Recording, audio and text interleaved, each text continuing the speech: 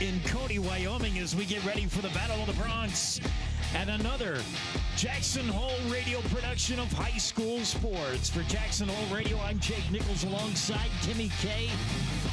All the action brought to you by Jackson Lumber, Jackson's original board store. The town square inns of Jackson Hole, including the Antler Inn, Elk Country Inn, Cowboy Village Resort, and 49er Inn and Suites. Wyoming Department of Transportation keeping our highways safe and hopefully plowed tonight. Big O Tires, a reputation you can ride on. And High Country Linen, Jackson's premier rental service for linens, uniforms, and entry mats. This should be a good one as we get into conference play. These games start to mean something. These wins and losses, super important. And we start to find out just who's who and what's what in the 3A, because until now, Cody's 4-0 record. Are they really a 4-0 team? Jackson 2-2. If you're Jackson, you can say, well, Cody hasn't played anybody yet. They've beat up on some of the bottom teams. Feeders. And if Cody can say the same thing about Jackson, hey, you got 2 wins over teams in Idaho that nobody knows, Wood River and South Fremont. So what's really what? We find out a lot this week as we begin 3A conference play. This is huge. We're in the heart of the schedule now. Weather, well, wherever you are, hope you're warm and dry. At least if you're home watching us, I hope you're warm and dry. It's cold here. Good decision to be home and watching here, or even if you're in Cody and you decide you don't want to sit in the cold stands. Yeah, we got rain. We knew we would. Weather will be a factor. It always is here in Cody, whether it's blowing so much you can't throw the ball or whether it's cold and rainy like it is today, looking a lot more like London, UK than it is Cody, WY. But I was going to say, some of that rain dropping down looks a little white. That's all I'm going to say. Well, we'll call it football weather, but we're glad to have you along where hopefully you're warm and dry indoors. I hope you're following us on YouTube. If so, you already know the drill. Get on YouTube. Type in, whether you're using the app or the internet, YouTube, and then type in Jackson Hole Radio. That's our channel. It'll take you right there if we got something playing live. You'll always see it immediately while you're there, though. You can check out previous games in the archive on demand, any football, basketball game that we've got up there. So please be a subscriber today to our YouTube channel, Jackson Hole Radio. We'd love to have you. Otherwise, you may be following just the audio, and we're on KZ95, of course, 95.3 FM, and then live streaming the audio to the world at KZ95.live. However you want to do it, we're glad to have you along. We'll dig into the nuts and bolts of this one, talk about where Jackson is coming into this one at 2-2 overall under head coach David White. Cody Bronx ranked number 1 in the conference now, coming in undefeated 4-0 under coach Matt McFadden. And we'll get into the particulars when we come back, all coming up, including interviews with head coach David White as part of the pregame show on KZ95 and the Jackson Hole Radio Network. High Country Linen Service has grown with its state-of-the-art facility to be the premier rental service for linens, uniforms, and entry mats. High Country Linen also provides wholesale janitorial supplies, paper products, and earth-friendly cleaning supplies to Jackson Hole, Teton Valley, and beyond. Call 733-2638 or come see us at 355 North Glenwood. On the web at highcountryLinen.com. Back to the action, and we're by the way, it's homecoming here for the Cody Bronx and the Battle of the Bronx. Cody enjoying homecoming, and, well, maybe not the greatest weather, but the kids don't care. The students will be out in force. Big parade before the game, and I know the Navy and Gold is ready for this one here at home to kick off conference play. We'll keep an eye on the out-of-town scoreboard as well as things get real interesting in Wyoming in the 3A. First, let's talk about last week and how the Bronx looked. Jackson Bronx against South Fremont. Boy, they were rolling. How about that offense? I was just going to say, I loved a lot of the looks I saw. Definitely. I know the Cougars were a little bit beat up and did not have a deep roster, but whatever. We're not going to make any excuses. Jackson looked really, really good. Here's what Coach White had to say about that game last week. Absolutely. Yeah, they were. They're a little beat up. Offensively, offensively-wise, they're just missing a quarterback. But defensively, I think, like a lot of 3A teams, there's not a lot of guys. But I think for us, we actually threw the ball and we ran the ball better. But we just get different type of concepts and when to do them. You know what I mean? Going side to side, then going north-south, side to side, then throwing. And so we only threw the ball 21 times, you know, and we didn't need to throw more. We were efficient and got things going. But it's just, you know, it's a confidence builder no matter what, that if we do what we're supposed to do, we have a chance at least. So, but no, it was good for these guys to go out and really do some really good things. Yeah, huge confidence builder. Yeah. Jackson beginning the season against Teton, who I'm telling you, when it's all said and done in the 3A Mountain Rivers Conference that Teton plays in, only Sugar Salem maybe is the only team that can beat Teton. The Timberwolves are legit. They're really good. So to start week 0 against them is tough. And I said again, too, we weren't in school yet. The guys had just been practicing a little bit. Like, I don't think they had a chance to gel as a team yet. So right, and then you go, you do the 7-hour road trip to Douglas. Douglas is always tough to play in their building. So that's a tough start for any team, and you're 0-2, and then you squeak one out against Wood River on the road in overtime. It's pretty exciting. That put a little bit into the confidence tank, and then last week the 48-7 beatdown of South Fremont in front of the hometown fans, and all of a sudden your confidence tank is pretty full. That feels good. Yeah, it does, and they played so well. Played really well. Here's what Coach White had to say about the mindset and how big that game was for the kids to believe in themselves. Right. No doubt. And I've been involved in so many games where you go in there as an underdog and you're playing an M1 team and won some and I've lost some. But at the same time, you're only going to have a chance if you get the mind right. You know what I mean? And so with Seb saying that, and just in general, our mind's like, hey, got a couple wins. We're doing some things. Hey, why not? Let's go out and have fun and get after the guys and cut it loose. You know what I mean? And not be so tight.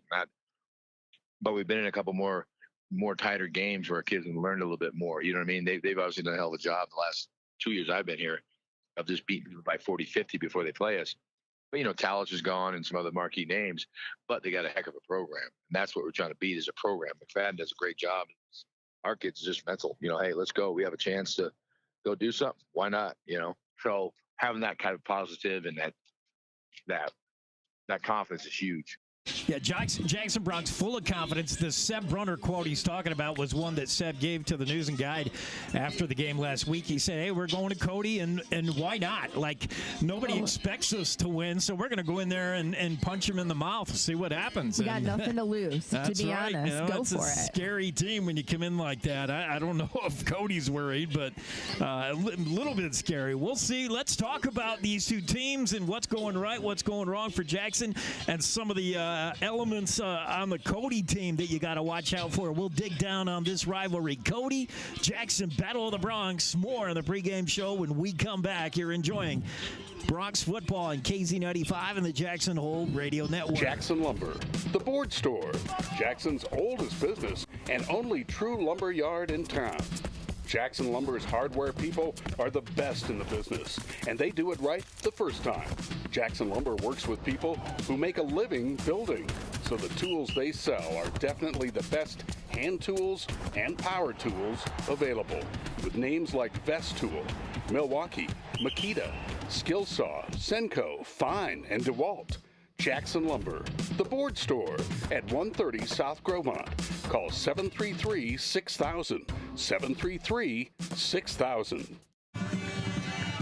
Both these teams out there for their pregame warm-ups, and we expect this one to get started, kickoff right at 5 o'clock. There'll be some pregame and halftime festivities for Cody. It is their homecoming.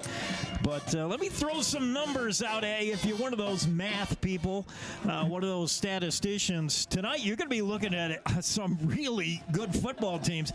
The top-ranked rushing team in all the 3A, and that's the Cody Bronx. Oh. Top-ranked passing team in all the 3A. That's your Jackson Bronx. Amen. Yeah. So who wins, passing or running on a rainy day? A lot of coaches will tell you got to run the ball. You know, you got to be careful throwing when it's wet, but you got to be who you are if you're Jackson and throw it. Now look at these numbers for Jackson coming in, obviously on a 2-game winning streak, averaging 30 points a game, 408 yards total offense a game. That's the number 2 best offense in all of the 3A. The number 1 best offense is Cody. Over 400 yards a game is what this team is racking up. And they do it mostly through the air, obviously. 325 of those 408 yards come through the air. The rushing attack, not real good, although Thomas May will be back tonight, so that's going to help things. Defensively, Jackson's got to get better. They're ranked number 8 out of 12 teams against the run. They're ranked number 9 out of 12 teams against the pass. So a little bit iffy. This team gives up about 29 points a game and about 342 yards a game defensively. That's got to get better. You're just not going to be able to compete. Cody, the offense, what you're looking at when you look at their offense is balance. I mean, they run the ball really, really well, and it's not just Grady McCartan, although McCartan is pretty good. Grady McCartan is averaging 11 yards a carry. Average. Oh, okay. That's a first down every time you touch it. I mean, how hard is play calling when you're in the Cody huddle? Let's give it to number 5, Grady McCartan. I mean, unbelievable. But they will spread the ball around. He's not the only guy who's going to touch it and run. They got a couple other good change-up running backs, and they will throw. Maddox Ball, the junior, he played in the shadow of Luke Talich for a year, but he's a tall kid, big kid, accurate passer. Connects on 73% of his passes, 11 TDs to just 2 interceptions on the year. This team will throw. They love to nickel and dime it, too. They'll throw short, and they'll throw to Chase Hatch, usually the wide receiver. Sometimes Maddox Ball will go to his brother Jacob Ball, but they'll throw and run with equal precision, and they really mix it up. We asked Coach White about this Cody offense and their ability to spread the ball around and keep the ball moving. Here's what White had to say. Yeah, you know, and that's the big challenge is the defense side of the ball, not giving up the big explosive plays. But I mean, again, they're a little bit different style than last year, but they have the same tempo. They're not throwing the ball as vertical as much, but if you're off, they're going to throw it short, but they're definitely going to run the ball. I mean, I think that one of the top rushing offenses, and they throw the ball pretty good too. So, but like I said, how he does the program and how they run the offense, it keeps on the field a lot longer than you want. So we've got to get the 3 and out somehow, but we just got to rise to the challenge, and our run defense has really got to shut them down. So I think we can hang with them a little bit when it comes to covering, but we've got to play. We got to stop the run. These guys are, really good. Plus that tempo. But I think we're in shape. We're in better shape than we were since last year. I think we already seen me play. If I want to go more fast on offense or defense, I think we could have. It's just so that helps us out too. But they are balanced, man. They're hard to get off the field. Yeah, you talked about Coach White. It's going to be one of our keys to the game is getting the defense off the field, because this Cody team runs up-tempo, no huddle, and they just keep grinding. Yeah. And, maybe you get a stop or two in the first quarter, second quarter, but by the third and fourth quarters, it's just relentless. You've got to get off the field if you're the Bronx defense, because Cody just keeps coming at you. More from Coach White about that Cody offense. Right. No doubt. And again, it's similar because I like to throw the ball to the side, then you gash, go to the side, and throw it with or not. You know what I mean? And get the ball quick, and that's what's helped us out. Harrison does a heck of a job of getting that ball out. He's getting better at reading it versus kind of not guessing, but just kind of anticipating or wanting to throw to a guy. He's actually seeing it a little bit better to where, and they give us some things that we can throw it. But yeah, they do. They nick and cut you. And, I mean, my thing is just all around. The whole excitement about playing number 1 team on the road. Let's go. You know what I mean? All right, enough about Cody. How about our own Bronx? Jackson Bronx, boy, are they throwing the ball. And that, of course, starts with Harrison Ward. Yeah. He's averaging 325 yards a game, throwing 12 TDs, 7 interceptions. That's not a great number. He hits on about 55% of his passes. Harrison Ward has been really, really good. He's got weapons, of course, including Seb Brunner. He leads all wide receivers in the 3A. Doesn't surprise me. Almost every statistical category. Seb is hard hauling in 168 yards per game worth of catches, 8 touchdowns. That puts him number 1 in all receivers in the conference. He's been electric for the Jackson Bronx. And then you've got Andrew Hanna for a little change-up. If you want to go size, his ability to catch balls in traffic, unbelievable. So a lot of weapons for Harrison Ward, and that passing attack, huge. What hasn't been clicking is the running game. Yes. And a lot of that is because Thomas May went down in week 0 in that Teton game. He's missed most of the season. We saw a little bit of him last week, and when we saw him, he was good. He did a great job last week, yes. Take nothing away from the guys who have been pinch hitting for him, guys like Waylon Cosby and David Brown. They've been pretty good, but they're not Thomas May. Thomas May is in a category by himself. Coach White, glad to have him back tonight. Yeah, he's 100%. Again, it was a big breakthrough. If there's any player, even since the beginning of last season to now, I mean, the breakthrough performance of player was him. It was a mindset. I know he got banged up. Going on week 2 or 3, I'm like, you just got to figure it out. Like that second quarter, he wanted to play more. I'm like, we haven't practiced much. And so when the time comes, you got to go. You decide if you play, not me. So you know your body. You're a senior. What are you going to do? And so it really was a huge turning point where he's like, I don't want to miss anymore. And the next you know, he just did a good job. And he is. Yeah, he's above the other guys. Waylon and Brown are good guys to rotate a little bit and give you a look. But May, playing running back, it gives us a better opportunity in the style of plays that we're kind of switching to now. And plus, you play receiver in a different set, too, because he can run and he got good hands, you know what I mean? And just to change it up, you know? So, yeah, he's good to go, ready to go for running back.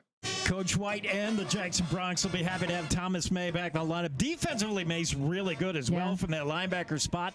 He goes sideline to sideline faster than anybody, as Seth Brunner noted last week, also to the News and Guide. He's really good all around on both sides of the ball.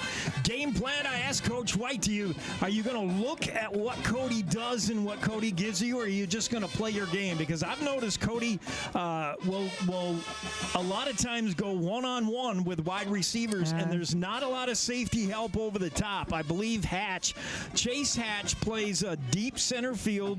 It's just a one deep for Cody, and Hatch will decide who's the dangerous guy and go help his corner. And if he picks Seb, and a lot of times he probably will tonight, because don't think Cody doesn't know Seb Brunner is the guy.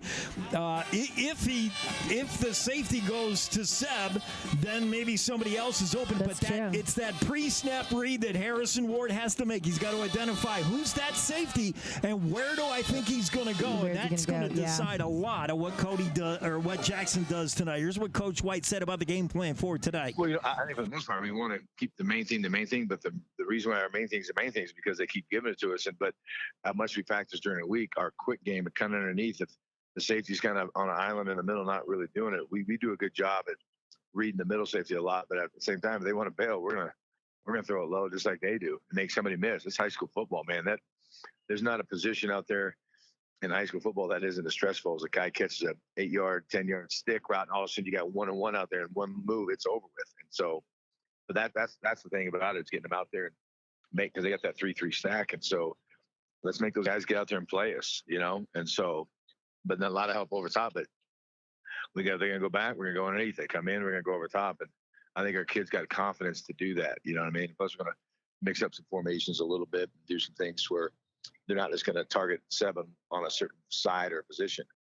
Yeah, I think Coach White has a real good game plan going in. Is Cody? Let's not have any illusions about it. This is the number 1 ranked team. This is. According to YO Prep's coaches and media poll, Cody has been all season long, including the preseason, ranked number 2 behind Star Valley. But after the 4-0 start, after Star Valley has maybe struggled a little with Star Valley plays a tough out-of-conference season with some Idaho schools that you can't get a real read on how good the Braves are. But the Bronx, these Cody Bronx, are probably deserved of number 1 or number 2, and they're ranked number 1. Jackson ranked 6th behind everybody else, even behind Evanston. So, man, Jackson might have a little chip, and then every time they come to Spike Vannoy Stadium here in Cody, I think they got, a little something in their craw. They want to beat this team. Well, I have a question for you. I mean, I know Cody lost the state championship last year at Star Valley, hence why they were probably Star Valley was ranked before Cody. When is the last time before that Cody's lost, and when's the last time they actually lost to Jackson Hole? Oh, boy. Do you know that? The last, before that state title game last year. Because I know they lost at the state title game last year. Cody ran the table the previous season. You got to go a ways back before they lied. I'd have to dig it out. I'll dig it up on the commercial break. Okay. Last time, all-time matchup between these two teams, though, you mentioned that Jackson is 5-16 in the last 21 meetings. So Jackson's won just 5 times in 21 tries, and the last time Jackson won a game was going back to 2018. So well, that's not too far back. It's been a little bit, and they would love to make that look a little more recent now. We'll be right back with more of the pregame, including keys to the game, right after these words. You're enjoying Bronx football on KZ95 and the Jackson Hole Radio Network. Experience Jackson Hole like a local while staying at the Antler Inn, Elk Country Inn, Cowboy Village Resort, or 49er Inn and Suites. With the best entertainment, dining, shopping, bars, and brews all in walking distance, you'll never want to leave. Call 1-800-4-TETONS or find them on the web at townsquareinns.com. Texting and driving. Texting and driving? Everyone knows there really is no and. You're either texting or you're driving. In other words, if you're typing or reading anything while you're behind the wheel, you're not paying attention and you're not in control of your vehicle. That's why law enforcement around the state is cracking down on distracted driving. Hey, Wyoming, let's put an end to texting and driving because we all know better. There is no and. This message was paid for by WYDOT.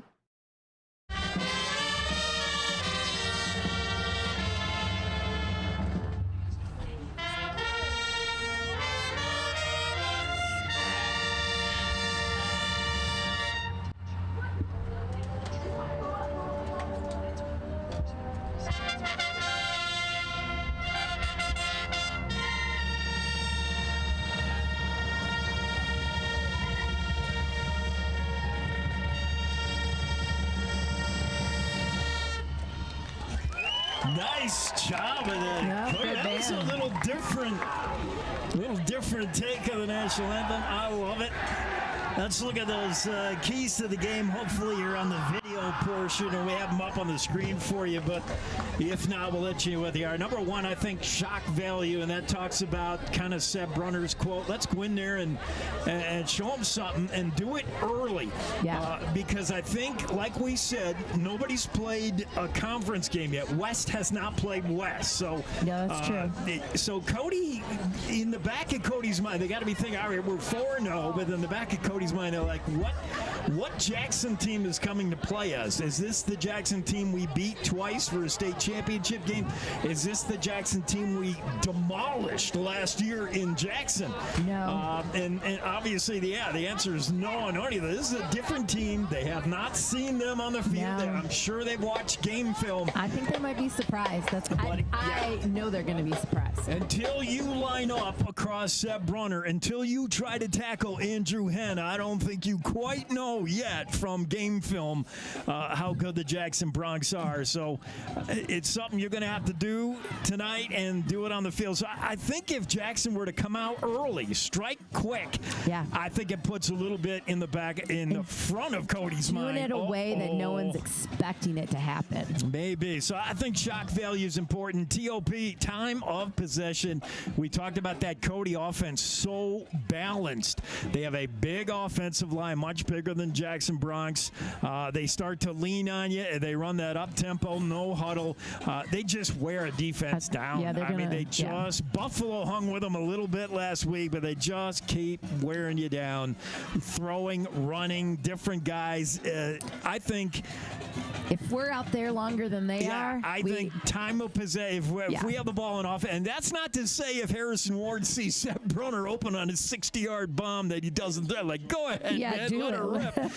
But I think keeping the ball time of possession is key. The longer Cody's offense sits on the sidelines, the better. And then force turnovers. I think one way to stop this Cody offense is I don't see many 3-and-outs. I really don't think you can stop Cody in 3 plays. If you give Cody 3 plays, they're going to get 10 yards every time. I think you got to force turnovers. I think that's the way to get Cody to get their offense off the field is force fumbles, maybe step into a Maddox ball pass. I think turnovers are going to be key for Jackson. If they can get Cody to cough it up twice tonight, we might have a ball game. But we'll see. Those are my keys to the game. Let's come back one last time, and we'll be ready to kick this one off. You're enjoying Bronx football on KZ95 and the Jackson Hole Radio Network. Hey, I'm Allie Lane from Jackson Hole Young Life. Do you remember what it's like to be a teenager? It can be really tough trying to navigate sports, academics, relationships with family and friends, not to mention the added stress of social media, phones, and screen time. Young Life believes that every teen deserves to know that they are loved and their story matters. Young Life leaders enter the world of teens, focusing on what matters to them: fun, adventure, friendship, and a sense of significance. If you love teenagers as much as we do, there's more info at our website, jacksonhole.younglife.org, to learn more.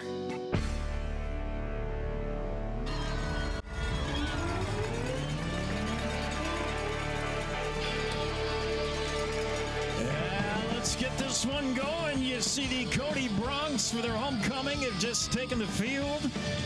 Out there at the 50-yard line, they're pumped up. Jackson Bronx with a chance to play spoiler here at Cody's homecoming at Spike Vannoy Field. But Jackson's going to have to play one of their best games. They're going to have to be near perfect. This is the number 1 ranked 3A team in Cody. And flying high right now. Maybe you got to come out quick and do something like you said, Kimmy, man. A little shock value. Cody in their home navy, Royal Navy and gold. Jackson in their road whites trimmed in black and orange on the helmets.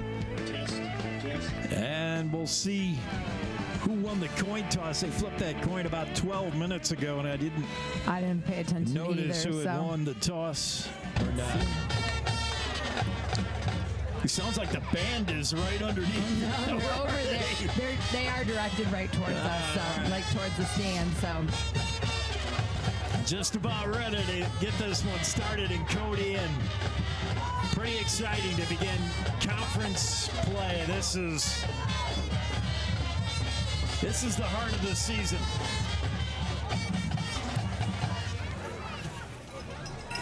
This is the thick of it. And it'd be fun to pull off a big upset tonight. The rain right now is held off for a second, so that's good news. Had some rain earlier today, but not a ton. Not like yesterday in Jackson, I'm sure, and yesterday here had just been pouring. But this field can take some rain, drains well, and it's artificial turf, so shouldn't be a problem footing-wise. Now, should the ball get wet, obviously handling the football might be a problem. And it looks like Jackson will be kicking to Cody. Oh, yep. So I guess they get the ball first. And they'll send Chase Hatch, the wide receiver. This Cody team's got a lot of juniors that are going to be back next year, which is frightening. That's their always starting quarterback, Maddox Ball, he's a junior. Grady McCartan, their lead running back, he's a junior.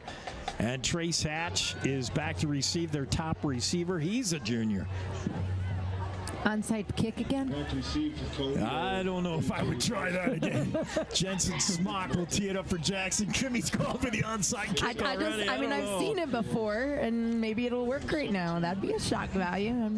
Maybe. A.J. Baustert, the senior, is back along with Luke Moulton.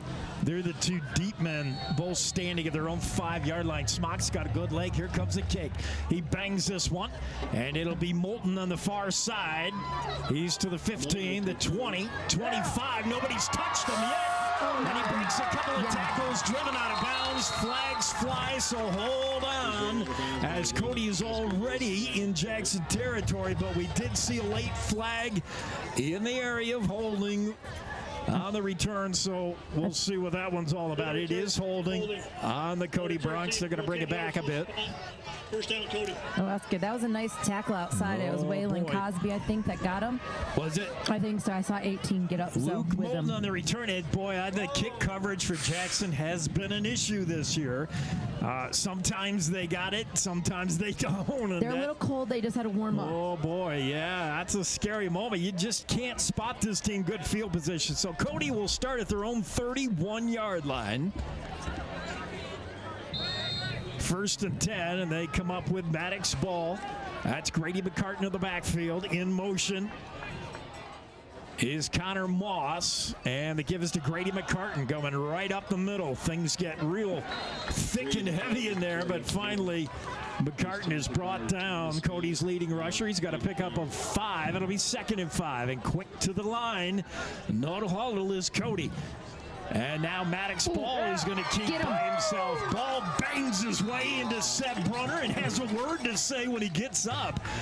He's got a first down, a pickup of 7, and Cody's at their own 47-yard line, and they'll move the sticks. And the Bronx are moving faster than the sideline guys can move the markers. There's Grady McCartan. He's tripped up, and a nice one-arm tackle by David Brown with a good tackle. No gain for McCartan.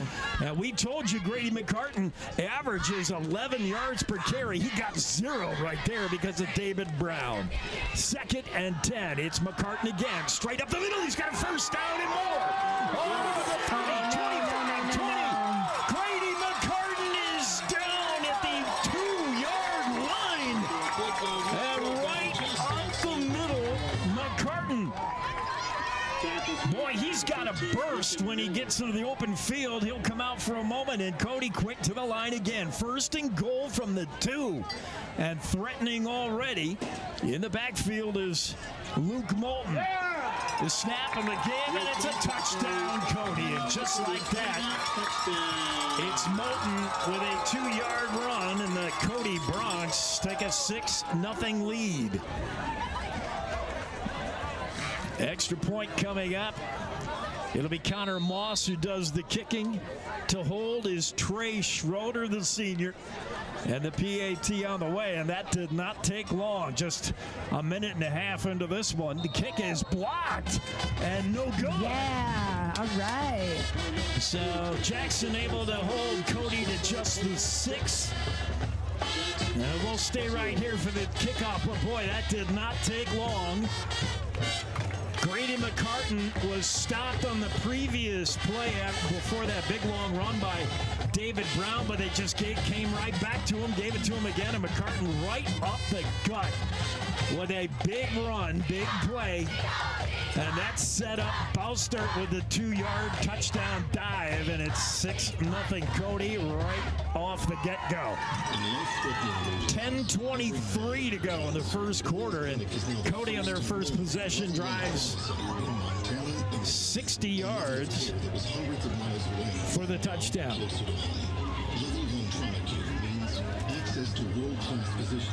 They're playing commercials. They do. They got Cody. a scoreboard, and up on there they play the like. It was driving me like, whose commercial is that? Is that ours? Highest level of trauma care in Montana and Wyoming. Interesting. Yeah, they were talking to me pregame about their scoreboard, and that's what they do. All right, Connor Scott has got the ball teed up. He's ready to kick for Cody. Connor Moss, I'm sorry, back to receive for Jackson. Seb Brunner on the far side, top of your screen. Near side is Cameron Kendall. It will be Kendall from his own 6. Kendall wants to take it far side, right hash. Now turns it upfield. He's across the 20 to about the 21-yard line, where Jackson will start 1st and 10, and we get our first look at the Jackson offense and this Cody defense. And we'll keep an eye on the one-on-one matchups. Seb Brunner will often draw coverage from Cody's Trey Smith. We expect those two to see a lot of each other tonight. As Jackson starts with their first possession just underway, 10:15 to go in the first. And Jackson starts with trips left, one receiver to the right. Harrison Ward in the shotgun, and that is Thomas May in the backfield. The snap to Ward, wants to come near side. It's that wide receiver screen to Cameron Kendall, and he got about a yard. Then flags fly. That might be face masking. Let's hope that is I can't against think Cody. of what else it would be. Yeah, that replay. It is face mask, and that'll give Jackson a first down. You know, that play, they love to go to it, that wide receiver screen, and when they do it, it's often to Cameron Kendall, and it often doesn't work. I've seen it gain more than 4 yards like once this year. But, you got to keep coming back to it, show a look. That time it gained just the yard, but it did get a face mask, which will gives us a 1st and 10. No. Actually, it's going to be second 2 and 5.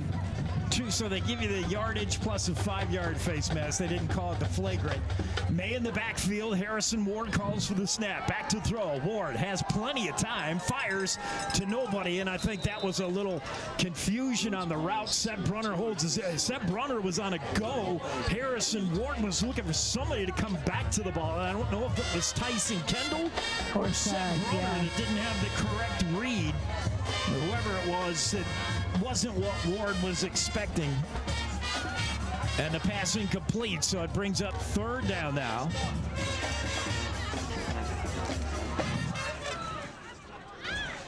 Third and a long 4. Ward looks things over. 2 receivers to each side. Wants to throw, pulls it down. Now he wants to run.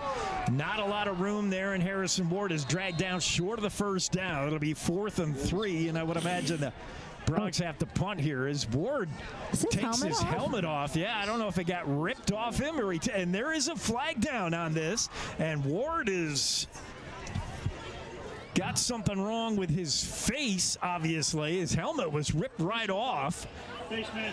And another face mask on Cody. That's their 2nd face mask. And this might be the flagrant. Are they playing a little dirty there? Yeah, this is going to be the 15-yard version. Obviously, when you rip a guy's helmet off, that's going to be the 15-yarder. That's a flagrant. So Jackson with a first down now. And how quickly Harrison Ward can refocus and clear the cobwebs. He's coming back out, got the helmet on, and he looks okay. Jackson with a fresh set of downs. 9.5 minutes. We're just underway. Bronx first possession. Cody on their first possession went in for the score. It's 6-0 Bronx. Seb Brunner comes out. Flags fly. Brunner was trying to get off the field, and I don't think he did it in time. This is going to be a delay of game or yeah, they didn't like that. Seb Brunner was trying to get off the field, and someone else was on, and now it goes the other way. So 1st and 15. 1st and 15. Ball at the Jackson 39-yard line. They've gained 1 first down, and courtesy of 2 face masking penalties. Now Jackson goes with a bunched look. As Ward looks like they might run. Ward going to pitch it to Thomas May. He's looking right side, turns the corner. May's to the 42-yard line. He gets a few back, but still it's going to bring up 2nd and 12 for the Bronx. Ball to 42-yard line. And Cody with a good job of team speed just didn't let May get to the edge there on that right side. He was trying, but Cody spread it out well. In on the tackle for the Cody Bronx, it looked like Jace Jarrett, the senior, is playing that left corner, and he's the guy across from the slot receiver right now. As Brunner is to the far right to throw. Harrison Ward wants Cameron Kendall. Got him! Yes. Cameron Kendall with a first down catch at the 42 of the Bronx. And that was a beautiful pass. Cameron Kendall ran right into it. And the 14-yard completion, first down Jackson. They're in Cody territory now. Fresh set of downs. And the handoff straight ahead. Thomas May plows ahead, refuses to go down, and he's got about 5 on the second extra effort. It'll bring up 2nd and 5 for the Jackson Bronx. Ball just inside the 40 to the 39 of Cody. Jackson trying to put together a drive here, time of possession kind of drive. Who said that in the pregame? I think he said TOP. There you go. Good job by Jackson to grind this out so far. You got a Kendall to the left, a Kendall to the right. And back to throw is Harrison Ward. Has time, wants to hit the slant, and it's intercepted. Intended for Seth Brunner. Intercepted by Trey Smith of the Cody Bronx. And he's down at the 38-yard line. And Trey, I said we'd see a lot of Trey Smith on Seth Brunner. Trey Smith, number 1 for Cody. Seth Brunner is wearing the number 1 for Jackson. It's going to be one-on-one all night long. And that time, Trey Smith won the battle.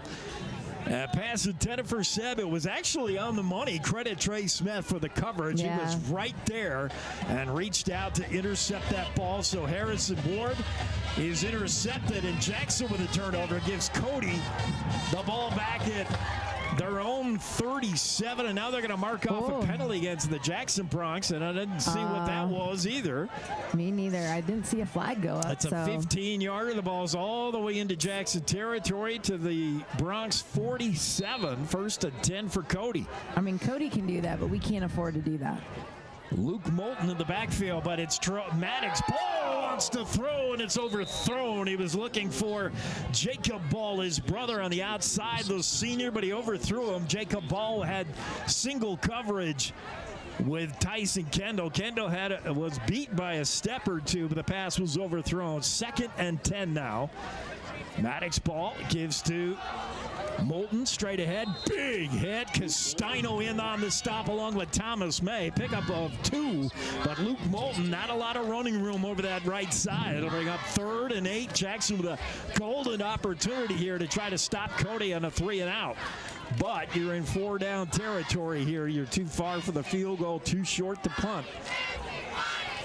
2 receivers each side. Now in motion is Moulton, but Maddox ball's going to keep it straight up the middle. Good hit made there, and it's Justin Castino stops ball short of the first down. It's 4th and 4, and I would imagine Cody's going to go, but what a hit by Castino as he popped ball, who is trying to quarterback sneak right up the middle. Moulton in motion.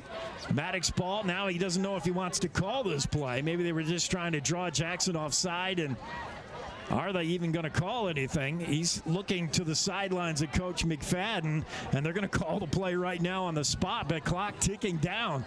6:30 on the game clock, and the play clock's going to run out here, and that's going to be a timeout. McFadden, he was not ready to even call the play.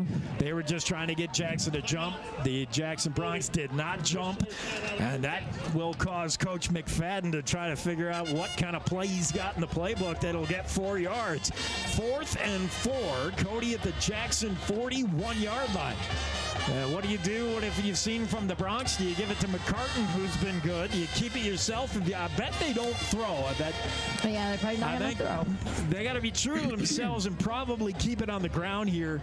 Maybe some kind of misdirection play. You got to be careful keying on running backs. Cody does a lot of stuff misdirection and gives the ball to what I would call the flanker. Somebody in like a tight end spot. You got to be careful of that. You never know who's going to touch the ball in this Cody offense. Keep an eye on 33 coming out. They're going to run a full. Oh, they're punting. Oh, never mind. Oh, all right, they've decided not to take a chance. Wow, Maddox Ball, watch it fake here, but it's going to be Maddox Ball who does the punting. That's true. They could fake. Oh, sorry. I'd be surprised if they do pump. Surprised they're punting at all. Ball is going to put a foot to it, trying to angle it out of bounds, and he will. It'll go out just inside the Jackson 20. So a lot of respect for that Jackson offense, honestly. You mean defense? No, I think Cody is worried Jackson can move the ball on him. Right, because I mean, if you don't think Jackson's much of an opponent, you just go for it there. You say that. Yeah. I think that opening drive by Jackson showed Cody this team can play with us. They can play. And so let's not mess around. I think that meant a lot. That drive ended in an interception by Harrison Ward, but until then, how close Jackson were we, Bronx, yeah. I think they proved to Cody, hey, we can move this ball on you. Jackson's going to have to do it with a long field. They're at their own 19-yard line now, 1st and 10. Harrison Ward with Thomas May in the backfield with him. Cameron Kendall on the left side. And give us to Thomas May. May is contacted early, refuses to go down, twists his way to the 25. And that's a pickup of 6. It'll be 2nd and 4. There wasn't a lot there in the middle, but Thomas May, tough runner, just did not go down at first contact. And I believe that was Connor Moss who hit him early. He just kept running. 2nd and 4, a manageable down. Jackson staying ahead of the sticks. Seb Brunner wide right, and again it's going to be Trey Smith on him. And in fact, Jace now he's attracting double coverage on Brunner now. And the handoff is to May. This time, again, not much room. May picks up a couple, still short of the first. It'll be 3rd and a long 1. Jackson quickly to the line. They're going no huddle here, trying to keep Cody feeling some pressure. It's Hannah in the slot to the right side, top of your screen. Brunner far to the right side with, again, Trey Smith on him. Cameron Kendall to the left. The give is going to be to May again, right over the right tackle. May's got enough for a first down, but as Kimmy noted, flags fly, and might have been movement before the snap. That was an early flag for a holding. Yeah, they didn't like the, I think it's illegal formation. Shoot. Before some pre-snap violation. So now instead of 3rd and 1, it's going to be 3rd and 6.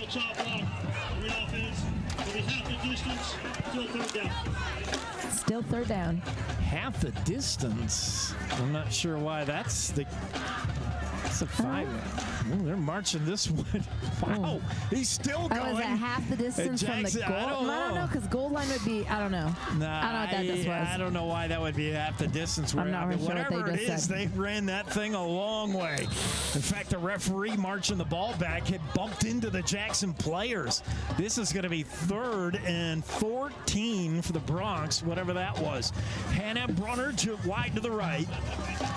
And Cameron Kendall along with Griffin Miller to the left, and another pre-snap flags fly, and see what the Zebras didn't like about that. I feel like this false start.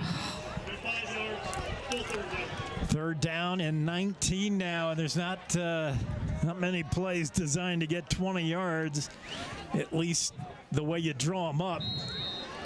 Well, let's just hope we play smart right now, because Cody's pretty close to their end zone, and I don't like that. Yeah, Jackson's their own worst enemy right now. Again, weather-wise, wind holding off and the rain holding off. Wind's in the face of the Bronx right now. Harrison Ward looking to throw. He's looking right side, wants it long for Hannah. He just did overthrow Andrew Hannah. Hannah covered by Hatch, but Hannah had a step on him, if not 2. But Ward just did overthrow him. You don't see Hannah going on many of those fly routes, but that was a good idea. That almost worked. Jackson will have to punt here with 4th and forever, and Jensen Smock standing midway in his own end zone. He's got to be real careful about this. Cody doesn't look like they're coming. They set up a return here.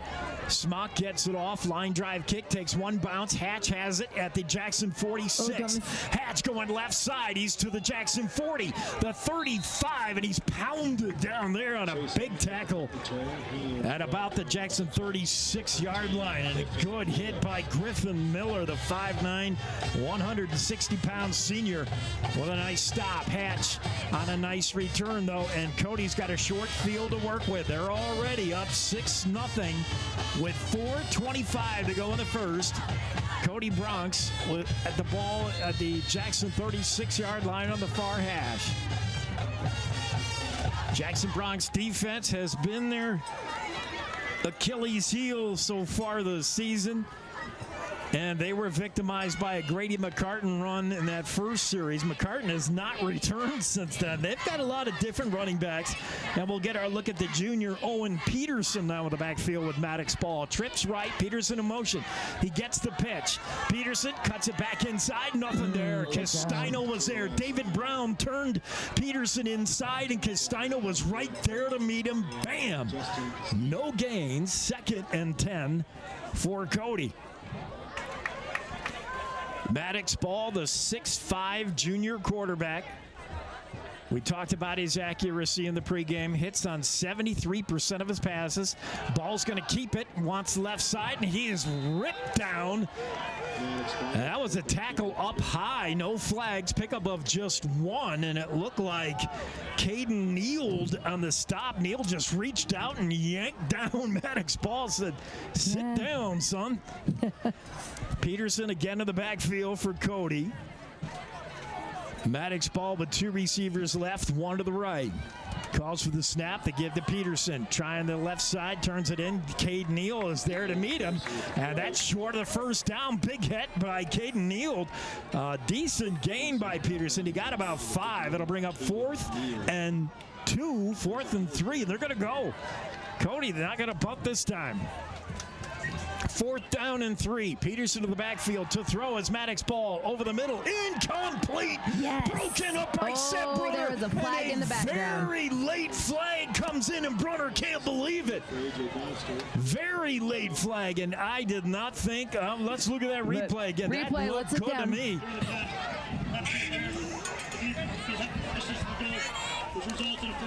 Oh, boy. Ouch. That was against us. I'm trying not to be a homer. That looked like a really good play by Brunner to break that pass up. They're going to call pass interference on him and a first down, Cody. I didn't think so.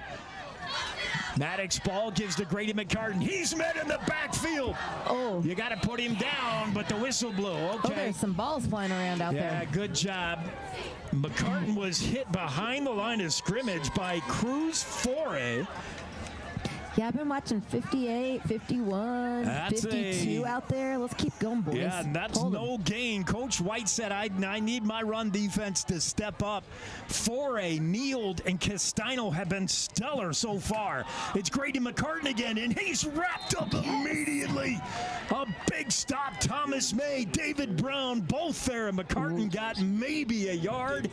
I don't think he got that. Let's go D. 3rd and 10. From the 10. Snap. Oh, yeah. Play action pass. Maddox Ball. End zone.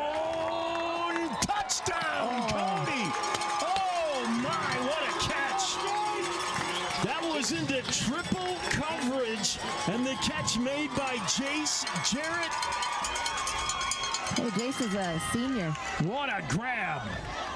That was Seth Brunner on the coverage, and he had help. That ball was into triple. I couldn't believe Maddox Ball even threw that. And Jace Jarrett climbed the ladder, and ripped it down out of everybody's hands for the touchdown catch. Cody's going for 2 after missing the point after. Look out, Maddox Ball chased from behind, and down he goes. The 2-point try, no good. Yeah. And that was Griffin Miller, who's had a game already for Jackson so far on defense. He came on the blitz from behind. Ball never saw him, and he sacked him. So we're still at 12-0 now. Cody has missed on both point afters. And can I tell you, when they just made that touchdown right before that, that almost was a quarterback sack.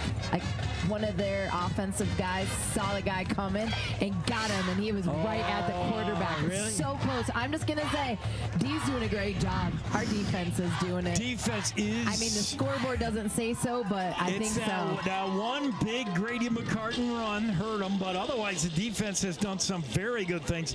That pass interference on Seth Brunner was the drive killer there for Jackson. I thought that would have turned the ball over. That was a 4th down play, and I thought that was clean by Brunner. That pass in the end zone, give Jace Jarrett credit. That was a pass into triple coverage. Brunner was right on Jarrett. I got to see it on the slow play afterwards. Yeah, he jumped up right above all 3 of our guys. He jumped up, took it away from Seth Brunner, and just a heck of a catch by Jace Jarrett, and Maddox Ball put it where only Jarrett could catch it. Here's the Cody kick. It's going to go to Seb Brunner here on the near side. Seb making a couple of head fakes and plows his way to the 25 of Jackson, where they'll take over 1st and 10. In the waning moments of the first quarter, it's Cody 12, Jackson nothing, with 1:56 to go in the first. Jackson has had a nice long drive that ended on an interception by Ward. Their second drive just never got started. Penalties sent the black and orange going backwards. Let's see what they do on the third time they touch the ball. They send Cameron Kendall wide to the left. Griffin Miller inside of the slot on him. It's Hannah and Brunner on the right side. May in the backfield. Ward wants to throw. Looking right side. Wants Seb Brunner. He's got Seb Brunner on Trey Smith. Breaks a tackle and is driven out of bounds at the Cody 32. So in the one-on-one matchup, score one for Trey Smith with the interception. Score this one for Jackson's number one, Seb Brunner. What a pass from Ward, as Seb Brunner had just a step on Trey Smith, not much more than that, but Harrison Ward saw the single coverage, no safety help, and his eyes lit up as Hatch was late getting over from his safety spot. Jackson hits a big one here. They're down to the Cody 31. Same formation. Oh, he got Hannah on the left side. They give us to Thomas May. No, it's a fake.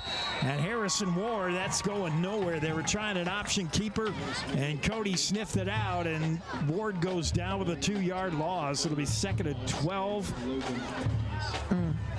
And that didn't fool anybody on the Cody defense. As you heard Coach White say, they go with a 3-3 stack, 3 down linemen, 3 linebackers, and then a couple of corners and kind of like, I don't know if you'd call them more corners or what. But it's Hatch who plays at center field safety, and he's doubled Seb Brunner a couple times. Now Brunner in motion, fly sweep, and now the ball's on the ground. And Harrison Ward covers it up, but it's another big loss. Seb Brunner never thought that was a fly sweep. He wasn't expecting the handoff, and now Seb said, I think Seb said, maybe that's my fault. I don't know. Seb was coming around for the fly sweep. Harrison Ward handed it out to him, but Seb never took it.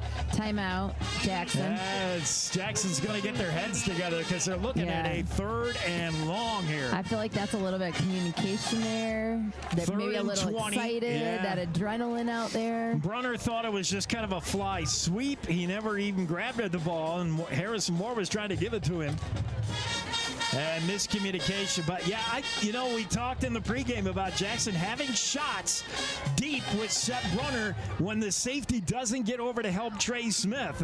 And Hatch on that last big play was slow to get over to identify Brunner, and Brunner had a couple of steps on Smith. And boy, Ward, he's going to put it right on you if he sees that. He's so accurate. He doesn't need much.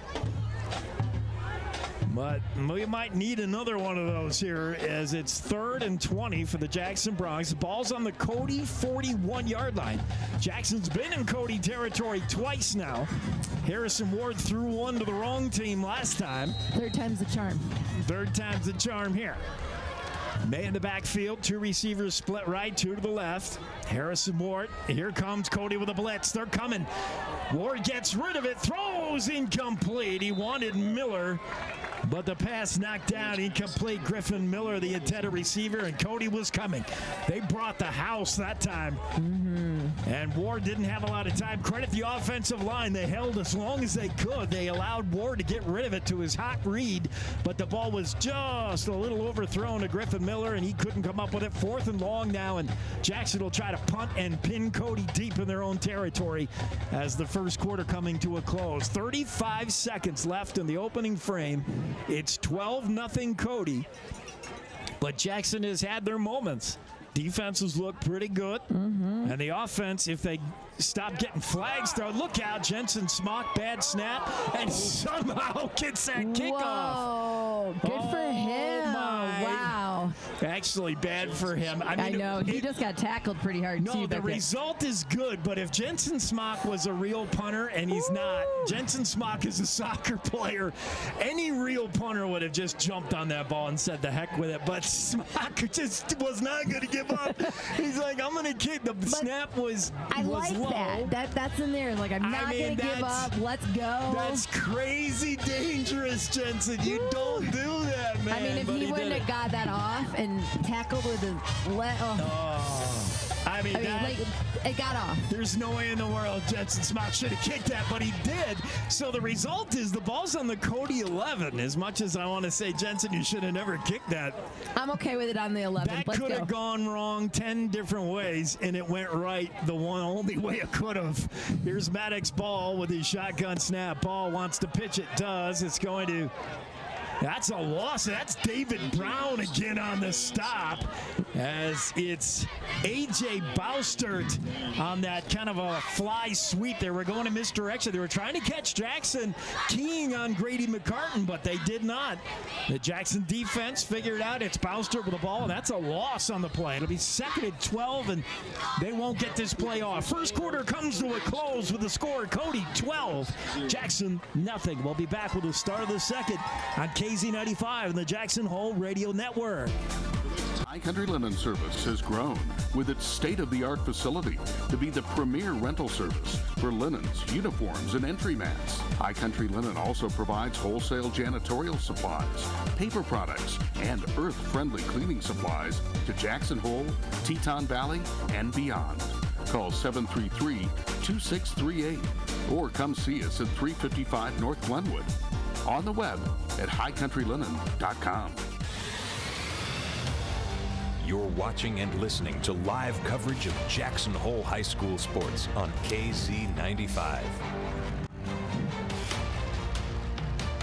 Well, we got just 12 minutes in the books, but I think Jackson has proved that they can hang with the top-ranked team in the 3A, no doubt. Now you got to go from we can hang with these guys to we can beat these guys. Oh, yeah. We might have a game. 12-0 after one, and again, Jackson's played really well.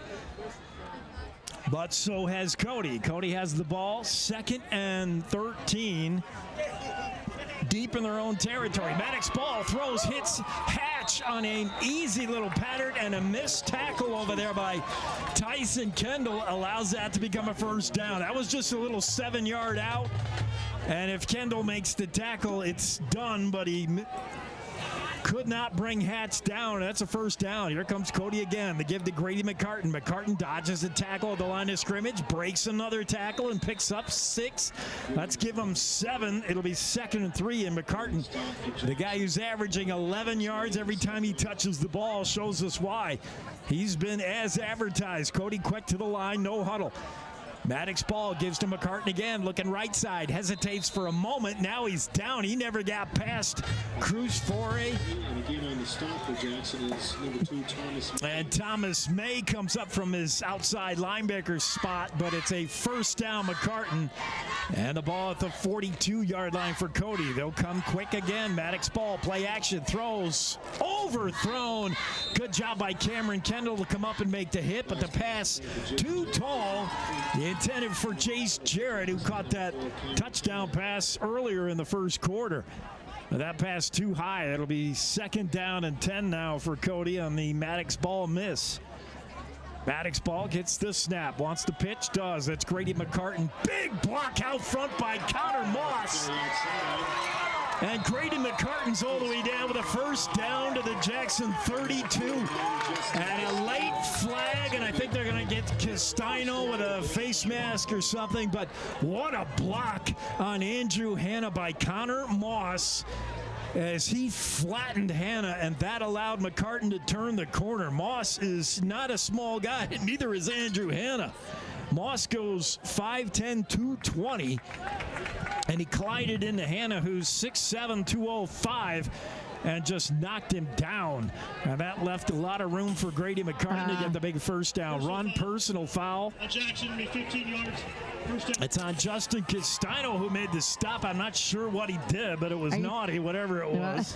Well, at that point, you're trying to do whatever you can that close. So, like, hey, hands go places maybe they're not supposed to. First down, Cody inside the Jackson 20. They give to McCartan, nothing there. He stood up and stopped. This time it's Jack Barazay who says no to number 5. A little help from Tate Wiley and David Brown. 2nd and 11 for Cody, of a loss of 1, but the Bronx just keep coming. Play action pass. That's Terrence Hatch on the outside. Chase Hatch. He's driven out of bounds. Cameron Kendall, along with help from Brown, and they push Hatch out of bounds, close to a first down, but he's short. It'll bring up 3rd and 3 for the Bronx. They're at the Jackson 12-yard line, threatening again. 2 receivers left, bottom of your screen, 1 to the far side right. Maddox ball. Puts a man in motion. That's going to be Trey Smith. The flip is going to be to Trey Smith. Smith uses a block from McCartan, turns it inside. Touchdown, Cody! So many different weapons for Cody. It's the 5'6", 140-pound junior Trey Smith, who already has an interception this game.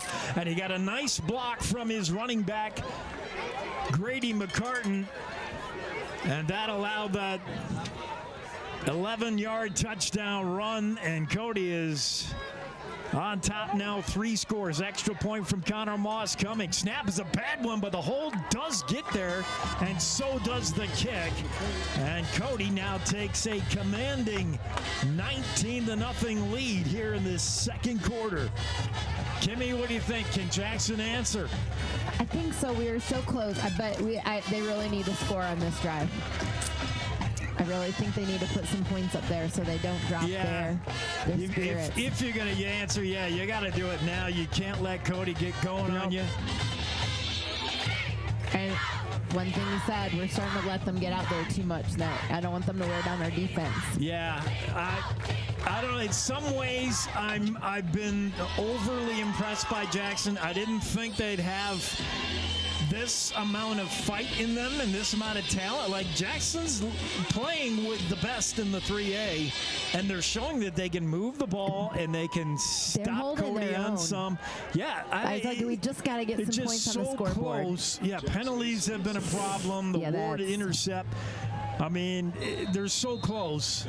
Here comes the kick from Moss. Back deep is Brunner on his own 6. This is going to go to Cameron Kendall at his 8-yard line, and I think Cody is purposely targeting Kendall. They do not want Seb Brunner to handle the kickoffs, as they've kicked to Cameron Kendall twice now. He's out of bounds at about the 25-yard line. Will Jackson will take it 1st and 10. If Coach White sees that, could he ever flip Kendall and Brunner around? Well, you can flip him, and then he'll just kick it to the other guy. There's 2 guys back. Yeah, he sees. And you can't move. You can't change. You can. As he's running up to the ball, you could, but that gets scary. Okay, I was just checking. That's just asking for trouble, but you could. You could switch. But obviously, see it and then find a way to switch. Yeah, before Connor Moss kicks, he looks and he says, where's number 4? Where's number 1? Okay, 4's over to here. I'm going to kick it to 4. Now, you could switch, but just curious. I don't know if it's worth it. Or maybe that's just the way his leg always goes. Jackson, he's kicking to Cameron Kendall. Fumble on the snap, and Thomas May is able to jump on it. Or sorry, it's not May. It was Ward who covered his own fumble. That snap never got to Ward. I don't know what happened there. That'll bring up 2nd and 12. You know, these little problems, that's the second bad snap. You got penalty. These little things are drive killers. Yes. That's Hannah and Brunner to the bottom of your screen. Cameron Kendall along with Miller in the slot to the top of your screen. May in the backfield with Ward. He looks things over on the pre-snap read, trying to see where Hatch, the middle safety, is. And now he's going to throw Cameron Kendall, and it's underthrown. Kendall running a little slant route on that far side, but that ball well underthrown. And again, Ward's doing a good job. He's keeping an eye. If you're watching on our YouTube channel, keep an eye on number 2 for the Cody Bronx. He's their middle center fielder. He's the safety. And that's who Harrison Ward, the Bronx quarterback, is looking at before the snap. He's trying to determine where is number 2 on Cody going to go when we snap this ball. Is he going to come and help number 1 on the bottom of your screen, Trey Smith, and cover Seb Brunner? Is he going to go to the top of the field and help out up there? Now you see Hatch moving towards the top of the field. So that should give Brunner one-on-one coverage, although now they're going to jam Seb with number 36. Back to throw is Ward over the middle. And it's Hatch with the interception. A flag went down. Picked off, flags down. Hatch has got the interception. Harrison Ward trying to find Miller over the middle, but Hatch was just playing center field. We just talked about him at safety, and all he did is read Harrison Ward's eyes and pick that ball off. We'll see what the flag is about. It could have been pass interference, Cody. It is. I thought so. Boy. Now Jackson catches a break there because Ward threw it right to Chase Hatch. That's not what you want to do. When you push away your own, the receiver that's supposed to get it, it kind of gives you a free open to the ball. Yeah, I mean, that's why pass interference is. Ward was expecting his guy to be there, and yes, if he got held up, that's the reason he didn't arrive on time. Here we go. Brunner's in the slot, top side, far side. Cameron Kendall all the way up top of your screen. Thomas May in the backfield with Ward. He checks out that Cody defense and gets the snap. Handoff to Thomas May. Nothing there. Cody shuts that down in early, making the stop, and that's 3 yards behind the line of scrimmage was Ben Hogan, the 6'1", 160-pound senior. Well, that's a loss of almost 5, as that play just blew up the whole left side of that Bronx line, just didn't block anybody. And in came Logan and company, and May never had a chance to go anywhere. Second and long for Jackson as Harrison Ward gets the play relayed to the huddle, and here we go. On the right side, it's Seb Brunner along with Beckett Mayer. Top of your screen, Cameron Kendall. Have not seen Hannah this series yet. And they give this to Seb Brunner on that fly sweep, trying to get around the left side corner. Can't do it as Cody showing good sideline to sideline speed. They stretch that play out, and down goes Brunner, and I don't think he got a yard, and that's Hatch, that safety who came up to make the stop to make sure Seb Brunner did not get around the left side. It'll be 3rd down and 15 for the Jackson Bronx. Ball at their own 33-yard line. Jackson having trouble getting this series going. There's Hannah. He's in there playing tight end. He's in on the line. Oh, here comes Hannah. Yeah, he's going to play the slot right here, bottom of your screen with Seb Brunner. Brunner's match up one-on-one with Trey Smith. Keep an eye on this at the bottom of your screen. Number 1 on number 1. Harrison Ward looking that way. Fires, and he did want Seb, but Seb didn't want the ball. Seb kind of pulled up on that route a little bit as he was worried about Hatch over the top coming, and that pass incomplete. That pass was a little bit out in front of Seb, and Seb didn't show a ton of want to as far as going to get that ball. And that'll incompletion will bring up 4th and long, and Smock's going to have to bang it away. Hopefully this snap is better. Castino, the long snapper, and water might be an issue. Obviously, it's been raining off and on today, and that's another bad low snap. Smock's going to have to sit on it. And another snap that just never got to Jensen Smock, and this is a killer. That puts the ball at the 18-yard line of the Jackson Bronx. Well, Jensen Smock did the right thing that time. He didn't try to kick that. Yeah, he just covered it up. Coach might nothing you could do is, I don't recall Castino being the normal long snapper on punts. Maybe he's not usually the guy, but that's the second bad snap in a row on the punt.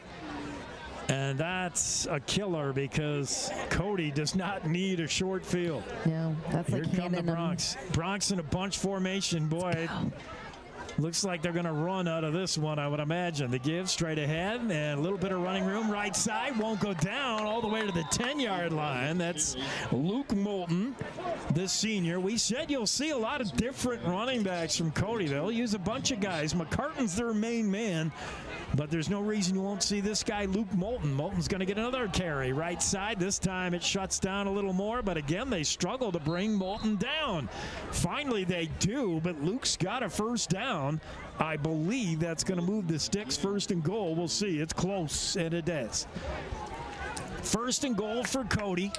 7:05 to go in the half, and the Cody Bronx already up on this one, 19-0. Maddox ball with Moulton in the backfield with him. Now Moulton in motion. Ball's going to take it himself. Flags fly, and there's a pre-snap motion on the Cody Bronx, I think. Yeah, that was definitely on the backfield.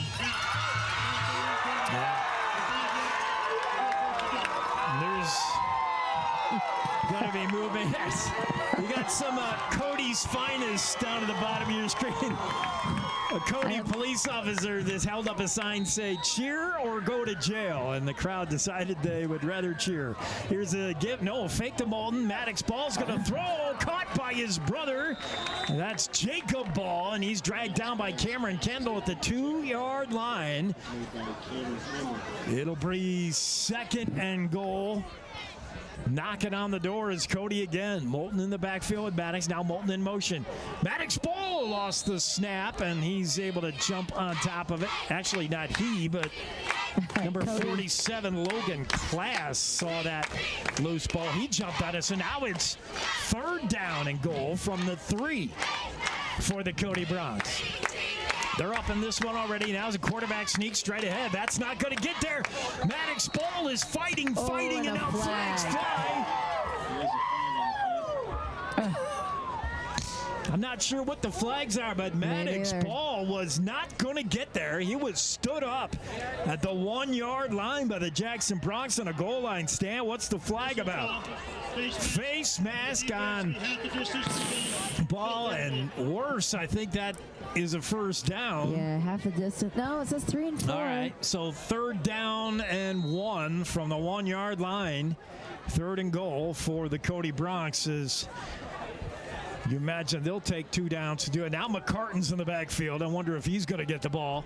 Maddox Ball, the snap. Grady McCartan off that left side. He's in. Touchdown. A good stop. Tate Wiley came in, made the hit on Grady McCartan, but all McCartan needed was a yard, and that's all he got. As Tate Wiley was right there on his knees, but Grady McCartan is across for the touchdown run. Point after coming from Chase Moss.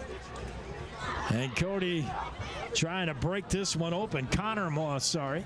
The snap good, hold good. Connor bangs it through.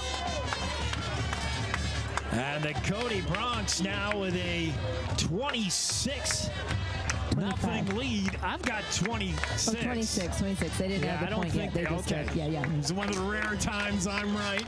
Thank you. You're right. Yeah, you did not get it wrong. All right. Okay. Yeah, you get it right. You were faster than the Cody scoreboard. Yeah, we'll stay right here. So it's 26-0 Cody, and I guess the Cody Bronx proving their dominance as the #1 ranked team in the 3A. I mean, Cody is all that, but I think Jackson has also shown us that they can be something. They just got to get over the hump. They got to stop the mistakes, which mean penalties and just dumb things like bad snaps. If you eliminate some of those drive killers, I think Jackson could really put a scare into anybody in the 3A. You know, I mean, Star Valley, Powell, bring them on. I think Jackson has proved that they can scare anyone, and I think they've got enough to beat teams like Green River, Evanston. We'll wait and see how those go. I don't want to get ahead of myself, but I'm impressed with what the Jackson Bronx have done. If they clean some things up, they can be a scary matchup for anybody. Yeah, I would. If I were other teams, I'd be worried. Meanwhile, not walking in. Cody here on their home field turf at Spike Vannoy Field, really enjoying homecoming now, as they're going to enforce a penalty on this kick, and I don't know what that penalty was. Boy, Jackson gets more 15-yard personal fouls called on them than I've seen in a while. Yeah, we've gotten a lot in the second quarter. I don't even know what they are. Like, they're kicking the ball from the Jackson 45. So I don't know what happened. They're going to onside kick it. Why not? Because otherwise you can kick it right through the goalpost if you want it. They try an onside kick, and they almost recover that. David Brown does get on it for the Jackson Bronx to cover it, but that was close. Yeah, Jackson's got to be one of the more penalized teams in the conference. Do they have statistics on that? My goodness.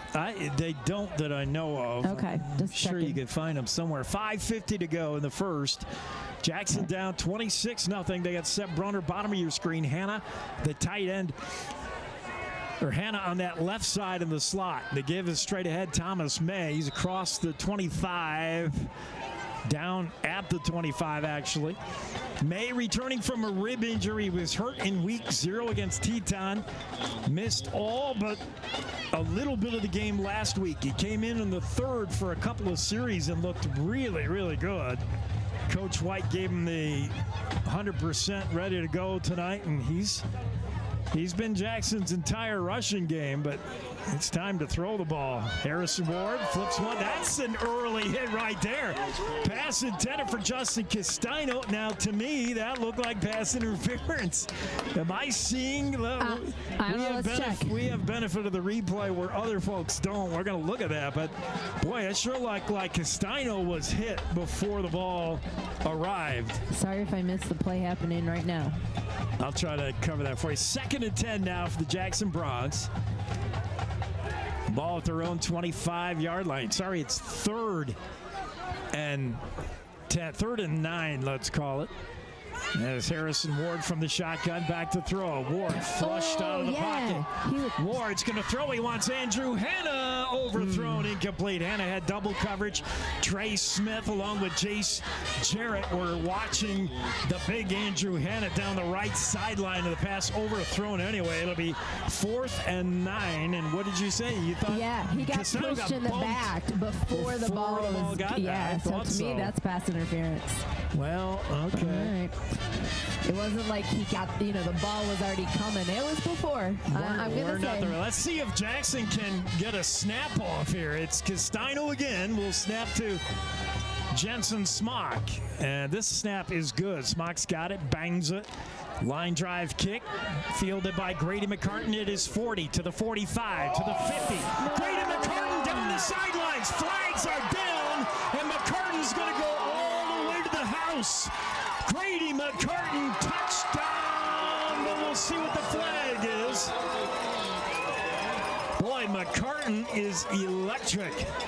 And if you watch this Cody basketball team, Grady McCartan's their point guard. He's fast on the basketball court, but I had no idea he was football fast. Yeah, I was just going to say, I remember his name from basketball, not football. But I mean, he gets on the open field, and he's got another gear. But flags down, and it's going to be holding on Cody. And much like that big kickoff return, this one coming back. Cody, this could be worse. Jackson special teams has been horrendous tonight. 2 bad punt snaps and a bad kickoff return, now a bad punt return. Although penalties are going to save the Jackson Bronx bacon on this one. Holding the ball at the Jackson 45-yard line. 1st and 10 for Cody. Plenty of time here with 4:50 to go in the 2nd quarter. Cody already up 26-0.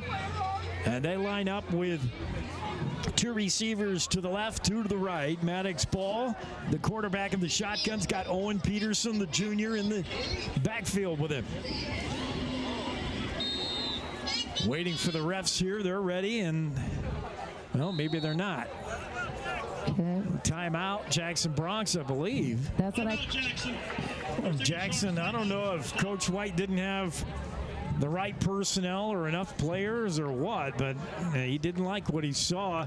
Cody, 90% of the time when they line up on offense, are going to have 2 receivers to one side, 1 receiver to the other side. They'll have a tight end or a flanker, and then a sole running back. And that's the formation they run out of almost all the time. This time they had 2 receivers left, 2 right. And I wonder if Coach White just didn't think he had those receivers covered, maybe. I don't know, but Jackson burns a timeout to get it figured out, and here we go again. Cody at the Jackson 45, 1st and 10, and they come out in that same formation, twins left and right. With Maddox Ball, now he puts a man in motion. That's A.J. Baustert. Baustert gets the pitch. Baustert looking right side. May comes in. Flags fly. Big time tackle. I believe that's Seb Brunner who undercut Baustert, and it is. Seb drops Baustert with a 2-yard loss, and we'll see what the flags are. On a play like that, it's usually holding when Cody's trying to, oh no, they're going to march this off. Oh yes, they will. Offense, it's against Cody. Yeah. Good job. I wonder if you don't just deny that. Holding is, I thought holding was a, yeah, Jackson's going to take that penalty. 10 yards, so it'll be 1st and 20 now for the Cody Broncs. They did lose two. It could have been 2nd and 12 or 1st and 20. Jackson chooses to take the penalty. Here's a little swing out pass to Baustert. Baustert across midfield to the Jackson 47-yard line, but a good job by Jackson to make sure he doesn't run wild. Or sorry, that's Owen Peterson, number 33 in the backfield. And here we go with 2nd and long, 2nd and 12. Back to throw. Maddox ball fires. That was an ill-advised pass. Intercepted. Intercepted by Cameron Kendall. The ball was tipped by Griffin Miller. And then into the hands of Cameron Kendall, intended for Jacob Ball. But that was not a pass you want to throw if you're Maddox ball. That was double coverage. Yeah, it was. Jackson had that well covered. And a tip, getting a hand in there on the play was Griffin Miller, the senior, and he tipped it straight up in the air, and Cameron Kendall pulled it down. So that's the turnover and interception. Jackson ball at their own 43-yard line. Good, Jackson. Had a chance to make a little noise here before they head into the locker room at the half. 4:11 to go in the second quarter. And the Jackson Broncs come out. Wide right, bottom of your screen. Beckett Mayer, number 22, in the slot. Next to him is Seb Brunner. 2 men in the backfield as they go with that offset pistol eye. Brunner in motion. Fake fly sweep, and I think they blew that play again. Down goes Harrison Ward, and I think Ward was expecting Brunner to take that ball. I don't think Ward thought he was going to be the one who ended up with the rock, and he wishes he wasn't. That play is going to lose a bunch. That didn't, I don't know what the trickery was there, but that didn't fool anybody. Nope. 2nd down and 15, 2nd and 14 for the Broncs at their own 39. Seth Brunner comes bottom of your screen right, wide right. Tyson Kendall inside of him in the slot. 2 receivers also to the left side. May in the backfield.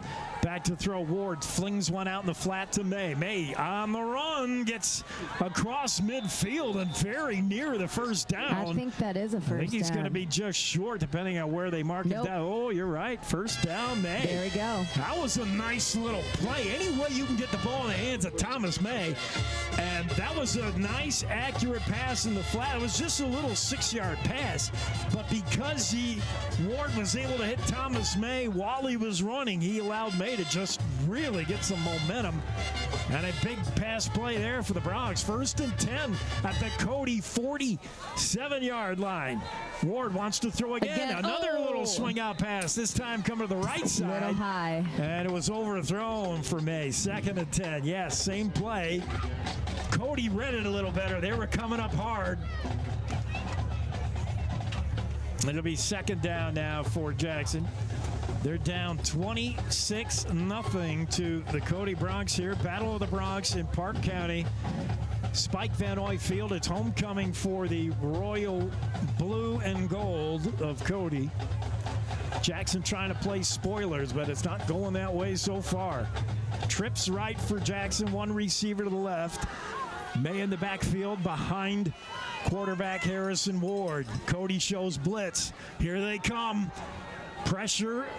Stepping up is Ward. Now swings it out to Thomas May. Incomplete pass, a little hot to handle, right through the hands of May. There's almost like a slippery grease on it. Harrison Ward was feeling the heat, and he put a little heat on that pass. Mean, if May would have caught that would have been better. That would have been great. So, but they good thinking. Trying to catch Cody blitzing, and it might have worked, but it just didn't. 3rd and 10. But it didn't. For Jackson. It's Hannah, Brunner, and Mayer coming right side. Cameron Kendall far to the left, top of your screen. Do I see Miller May in the backfield? Griffin. Miller. Harrison Ward wants to throw. Swings one out to Thomas May. He's to the 45, 40, 35. Thomas May breaks some tackles. 1st down, Jackson inside the 25 of Cody. And again, that little swing out in the flat works for Jackson. That's twice now.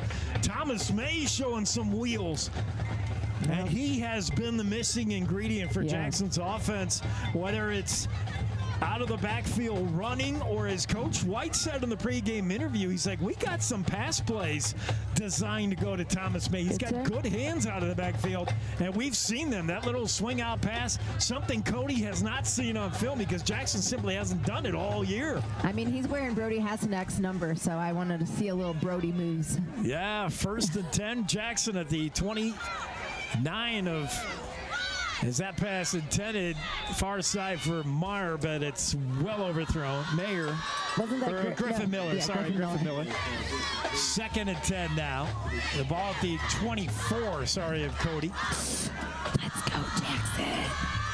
Jackson Bronx trying to get in the end zone for the first time tonight. They have gained some yards, but penalties and other issues have hurt Jackson. 2nd and 10. Ball at the Cody 24-yard line. Cameron Kendall with Miller on the left side. Hannah and Brunner at the bottom of your screen on the right side. Thomas May is off to the left hip of Harrison Ward, who's in the shotgun. Ward takes a pre-snap read. Now back to throw. He's got time. Ward looking for a man. It's Hannah. It's intercepted. Chase Hatch with the interception. Hatch going down the left sidelines. Knocked out of bounds by Thomas May, but not before he's all the way out to the Cody Bronx 45-yard line. And that's, again, Chase Hatch playing that free safety. He's just sitting in center field, reading the eyes of Harrison Ward. That ball spent too much time in the air. I'm not sure who Ward was even intending that for, but it hung in the air forever, and Hatch just settled in under it and picked it off. And another interception of Harrison Ward. Ball at the Cody 45-yard line. 1st and 10 with 1:57 to go. They're not going to get a chance to work their 2-minute drill. It's Chase Hatch on that far side, right side wide receiver. He's the favorite target of Maddox Ball. Keep an eye on him. Meanwhile, it's Jacob Ball on the left side, bottom of your screen. In motion in the slot far side is Jace Jarrett. Number 19. Jace Jarrett back to throw his ball.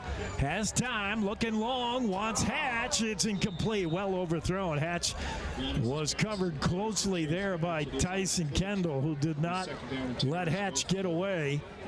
He was with him stride for stride. Maddox Ball took a shot. It wasn't there. Cody does not throw a lot of verticals. You heard Coach White say that. When they throw it, it's usually short stuff to the outside. They do not hit too much stuff deep over the middle. There's that short pass to the left side. And a big hit there as Grady McCartan made the catch, but a loss of a yard and a huge hit. Is that Griffin Miller? 13? By Griffin Miller, yeah. Meanwhile, flags came flying from well in the backfield of Jackson. Well in the secondary. Oh, yeah, I see some now. Not sure what that was. That was well away from the play. Personal foul, Cody, of what variety is unknown. But that was well away from the ball, coming from the back judge way back there in the Jackson secondary. Personal foul on the offense, 15 yards. Oh, he has a microphone. Yeah, they've had a microphone. I don't think that's the first time I recall the ref hearing him. So the march is off against Cody and bring up a 2nd and long. That's 15-yard variety all the way back to the Cody 30-yard line. There hasn't been a lot of penalties in this game so far. Hasn't been? Yeah, I believe there's been a lot of penalties in this game. Oh, I thought you said there has not been. No, there's been a lot. Oh, yeah, there's been a bunch. Maddox Ball to throw. Has time. Now he steps up. He's going to tuck it and run to the 35, 40, runs over Cameron Kendall, and now he's driven out of bounds by David Brown with help from Caden Neild. And he gets back to the original line of scrimmage to the 45, a little bit short of that 43-yard line. It'll be 2nd down or 3rd down, 2nd down and 12. No, 4 and 12. It's a 4th down. 4th down and 12. That sounds better. And they're going to punt. Maddox Ball will on to punt it away. Seb Brunner retreats to receive back at his own 25-yard line. Jackson will have a chance to touch the ball with 2 timeouts remaining. Maddox Ball puts a toe to it. That's a big kick. Brunner back to his 21. Fields it far side. Looking to get to the sidelines. He does. Stiff arms a player and gets out to about the 30. That's all. He is tackled by Cody's number 34, Ryan Decker. Jackson will take over 70 yards away, 71 yards from pay dirt with just 90 seconds to get there. Oh, let's do it. 82 seconds to get there. I'm just going to say let's do it. Let's do it. All right. Let's do it. Ball at the Jackson 29-yard line. They have failed to score so far. 26-0 on the Big O Tires scoreboard. Big O Tires, a reputation you can ride on. Go visit them today in the Target Market Plaza.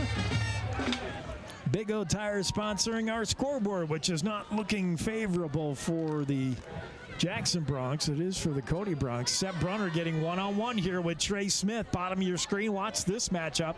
Harrison Ward doesn't look this way, though. Fires that slant. That hits. That's good for 12 yards to Cameron Kendall. First down. Keep the sticks moving. Jackson's going to hurry up to the line. They do have 2 timeouts remaining. Ball out to the 42-yard line. Harrison Ward will set it up again, and again he's got Seb Brunner with Trey Smith. One-on-one, bottom of your screen. Smith giving him a lot of cushion, though. There's the snap. Ward looked that way briefly. Now he wants Mayer, and he's got him. Or sorry, Miller. What a catch to the 33-yard line. And he went up the ladder for that. Griffin Miller, who's only 5'9", but he jumped about 6'8" there and pulled that one down. Another first down pass play.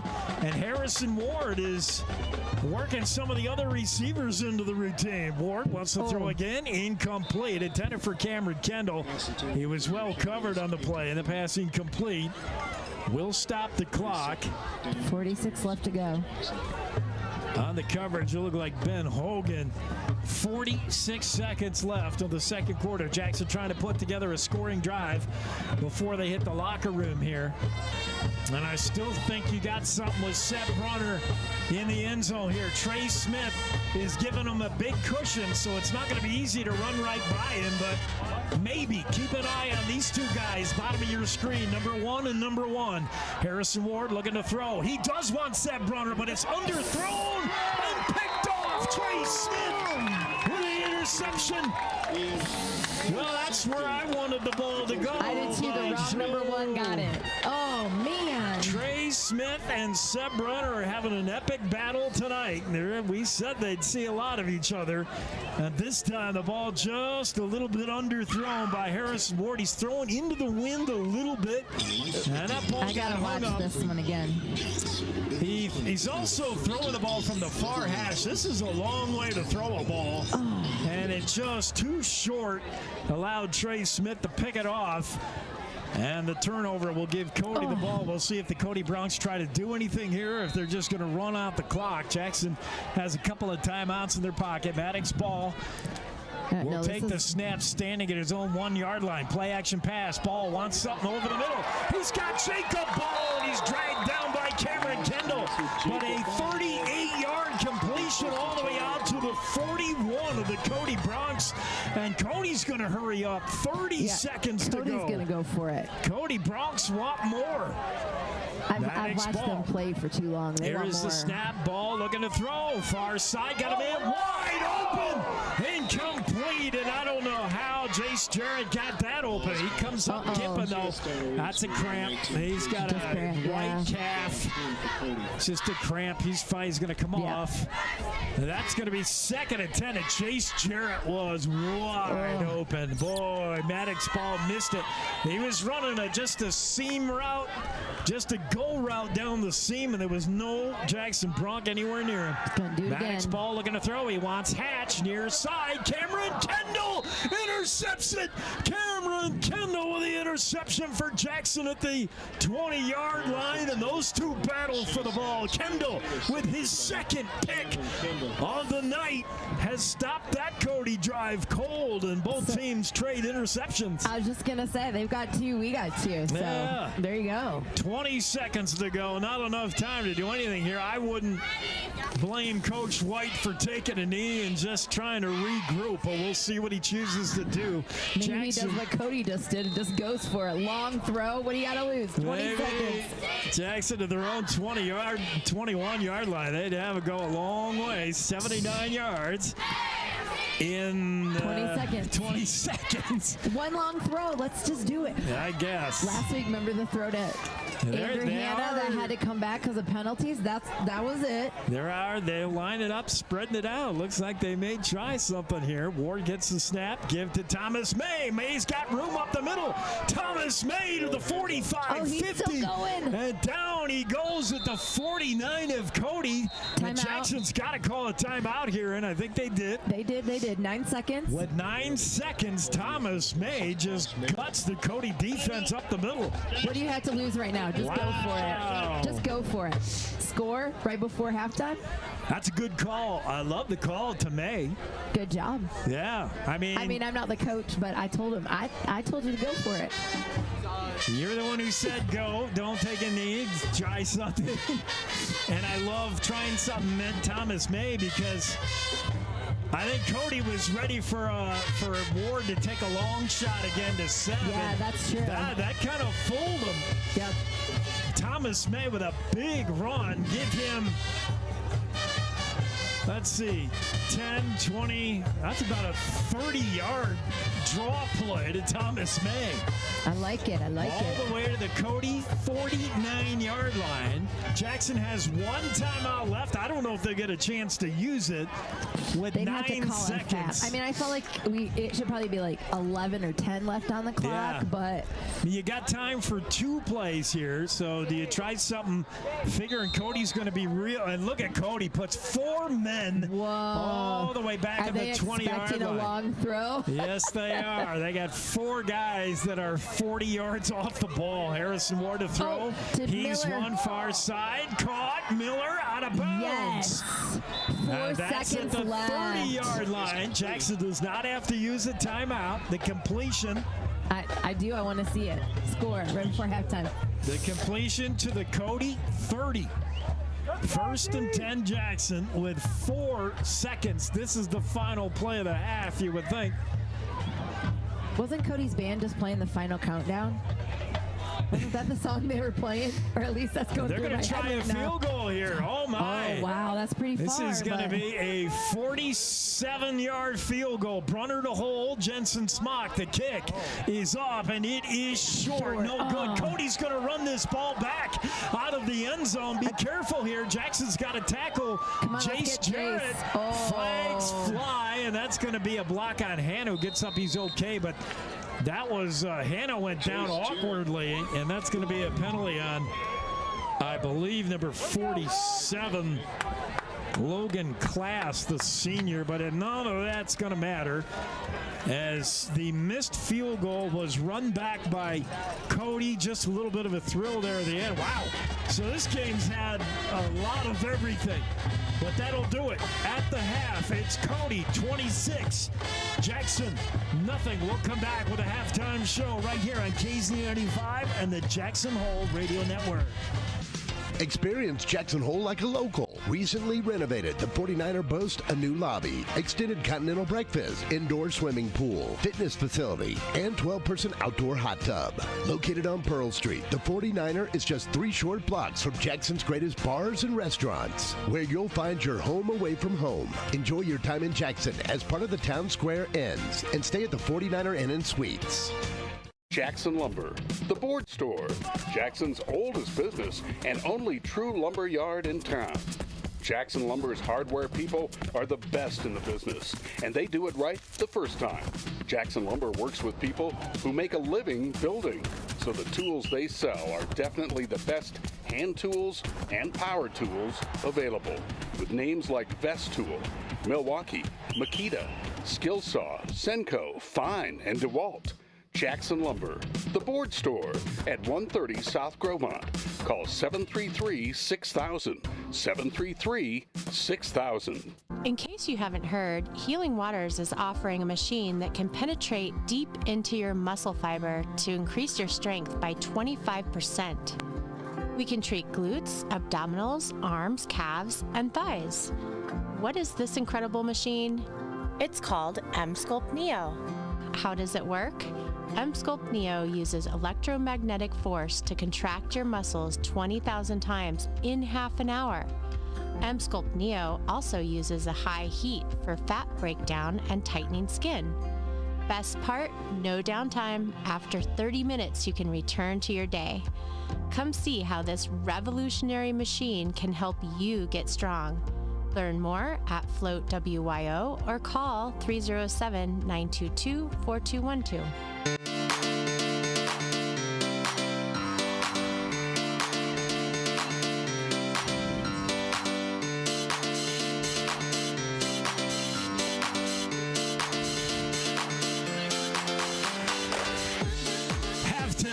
Spike Vannoy Field, Cody, Wyoming, Park County. It's the Battle of the Bronx, and right now it's the 3A Conference's #1 ranked team that's proving to be the bigger, badder Bronx so far. Again, I'm going to say I don't feel like that scoreboard really shows what's happening on this field. Scoreboard, I mean, it doesn't. I think we're playing a really good game. And I don't like the scoreboard because I don't think the scoreboard is really a true, accurate picture of what's happening down here on this field. With all apologies to Big O Tire sponsoring our scoreboard, it's not their fault. It's not their fault. Or Yeah. And not even if the score was opposite. I don't feel like the score on the scoreboard is necessarily reflectant of what is happening on the field. But right now, Jackson Bronx has got to do something to get some points up there on that board. They got to close out. Perhaps some of the Big O Tires technicians can work on our scoreboard and have it just like they work on tires, a little more accurately. Yes.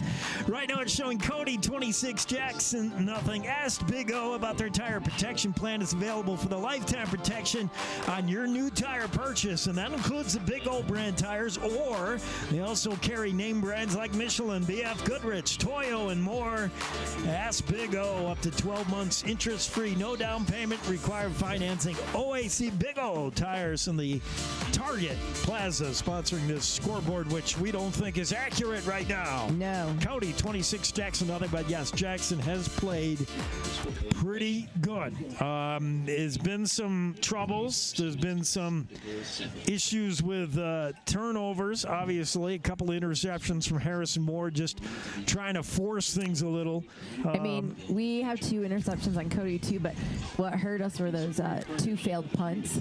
2 bad snaps on punts put Jackson in. One of them put Jackson in. It gave Cody a short field.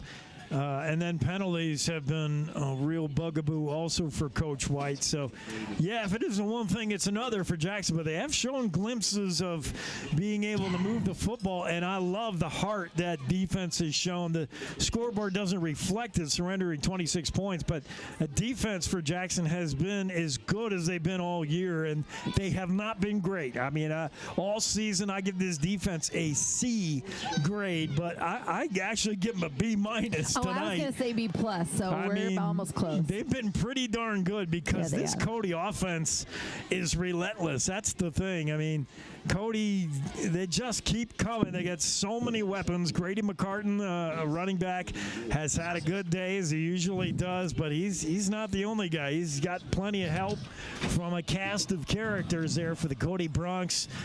Chase Hatch has a couple of interceptions from that safety spot. And then Jace Jarrett, what a touchdown catch he had, the senior receiver. We've seen a whole lot of people, and Maddox Ball has been pretty good as a quarterback. And as a quarterback of Cody, a team that runs for the majority of the time, he doesn't have to be Mr. Everything. And really nobody in Cody has to be Mr. Everything. They just spread it around so well. They've done a good job. 26 points for the Cody Bronx. Jackson's still looking for their first score. We'll come right back after another break and take a look at the out-of-town scoreboard, see if we got anything cooking there. We're in the heart of Park County here as Cody celebrates homecoming, and so far the student section pretty happy with what they see of the Big O Tire scoreboard. 26-0. Cody leads this here in Cody, Wyoming, in the Battle of the Bronx. We'll be back with more of the halftime on the home of the Bronx, KZ95 and the Jackson Hole Radio Network. Texting and driving. Texting and driving? Everyone knows there really is no and. You're either texting or you're driving. In other words, if you're typing or reading anything while you're behind the wheel, you're not paying attention and you're not in control of your vehicle. That's why law enforcement around the state is cracking down on distracted driving. Hey, Wyoming, let's put an end to texting and driving, because we all know better. There is no and. This message was paid for by WYDOT. Hey, I'm Allie Lane from Jackson Hole Young Life. Do you remember what it's like to be a teenager? It can be really tough trying to navigate sports, academics, relationships with family and friends, not to mention the added stress of social media, phones, and screen time. Young Life believes that every teen deserves to know that they are loved and their story matters. Young Life leaders enter the world of teens, focusing on what matters to them: fun, adventure, friendship, and a sense of significance. If you love teenagers as much as we do, there's more info at our website, jacksonhole.younglife.org, to learn more. Here's your voice of the Jackson Bronx, Jake Nichols on KZ95.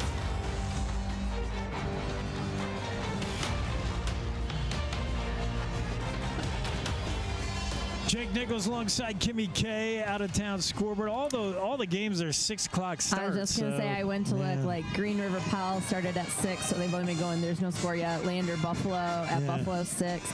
Douglas at Worland 6. Rollins at Riverton 6. Evanston and Star Valley doesn't even start till 7 in Star Valley. So I don't have any scores other than the Cody.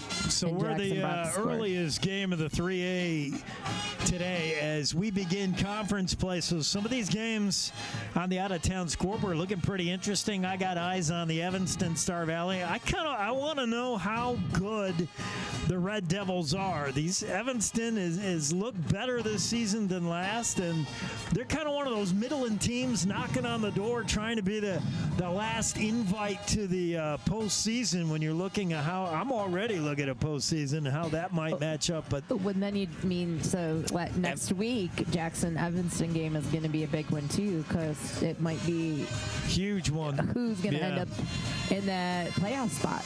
We'll talk about that a little later. But Evanston, Star Valley, we'll find out. Are the Braves for real? Star Valley's got to be thinking, hey, what did we do to lose the #1 spot? The coaches, the YO Preps coaches and media poll had Star Valley Braves, the defending 3A champs, as the #1 team preseason. They had them #1 after week 1, after week 2, and then all of a sudden, Cody, by virtue of a 4-0 start overall, grabs the #1 spot. They What's move Star up. Valley's overall? Star Valley has they have at least one loss credit to them, but they've had a tough schedule to start, including, I believe they have played Sugar Salem, which Sugar Salem's legit. They are really good. Star Valley 3-1 on the year, and it was a loss to Sugar Salem 31-14. Meanwhile, they rolled Riverton last week, and they've won a couple of Idaho games, Shelley and Preston. I have no idea how good those teams are. So, I don't know what it was, but the coach's media poll says, Star Valley's good, but they're not Cody good. So Cody takes the #1 spot. What's Powell? Are they 4-0 or are they 3-1 too? Powell still has not been beaten this year. That's what I thought. And I'm scared of Powell. Powell's 4-0, but again, nobody has played anybody really yet. Powell destroyed Douglas in Powell 47-7 last week. They whitewashed Lander Valley and Worland 50-0 and 51-0 in those two games. Wow, they've scored over like 150 some points over their last 3 opponents. I mean, wow. Powell's been ridiculous. So you could throw a small handkerchief over Cody, Star Valley, and Powell and cover them all. Those three are tight at the top. I mean, on any given Friday, I'll take any of those three teams. But again, as we get into conference play, we're going to learn more about who's who, what's what. And I sure like Powell a lot. Cody, this team, we've seen a half out of them. They're legit. Not too many weaknesses in this Cody team. And we'll see what Evanston can do with Star Valley tonight, and that might tell us a little bit more. Meanwhile, it's Green River visiting Powell, and that'll be interesting. Another chance for Powell maybe to score 50. I don't know. Green River's their homecoming, too. Yeah, it's their Powell's homecoming. Green River's, okay, but they're not in the class of a Powell, Cody, Star Valley. Lander at Buffalo. I think that'll be a big test for the Buffalo Bison. They want to rebound after the loss to Cody. Bison want to prove that they're the best in the East and not Douglas. And can they? What can they do tonight against Lander Valley? And then it's Rollins at Riverton, and one wonders whether any points get scored in that one at all. Does that one end 0-0? I'm just kidding. Meanwhile, here it's the Big O Tire scoreboard. It's Cody 26, Jackson nothing. We'll be right back with the start of the second half when we come back. You're enjoying Bronx football on KZ95 and the Jackson Hole Radio Network. Experience Jackson Hole like a local. Recently renovated, the 49er boasts a new lobby, extended continental breakfast, indoor swimming pool, fitness facility, and 12-person outdoor hot tub. Located on Pearl Street, the 49er is just 3 short blocks from Jackson's greatest bars and restaurants, where you'll find your home away from home. Enjoy your time in Jackson as part of the Town Square Inns, and stay at the 49er Inn and Suites. High Country Linen Service has grown with its state-of-the-art facility to be the premier rental service for linens, uniforms, and entry mats. High Country Linen also provides wholesale janitorial supplies, paper products, and earth-friendly cleaning supplies to Jackson Hole, Teton Valley, and beyond. Call 733-2638 or come see us at 355 North Glenwood. On the web at highcountrylinen.com. Texting and driving. Texting and driving? Everyone knows there really is no and. You're either texting or you're driving. In other words, if you're typing or reading anything while you're behind the wheel, you're not paying attention and you're not in control of your vehicle. That's why law enforcement around the state is cracking down on distracted driving. Hey, Wyoming, let's put an end to texting and driving, because we all know better. There is no and. This message was paid for by WYDOT.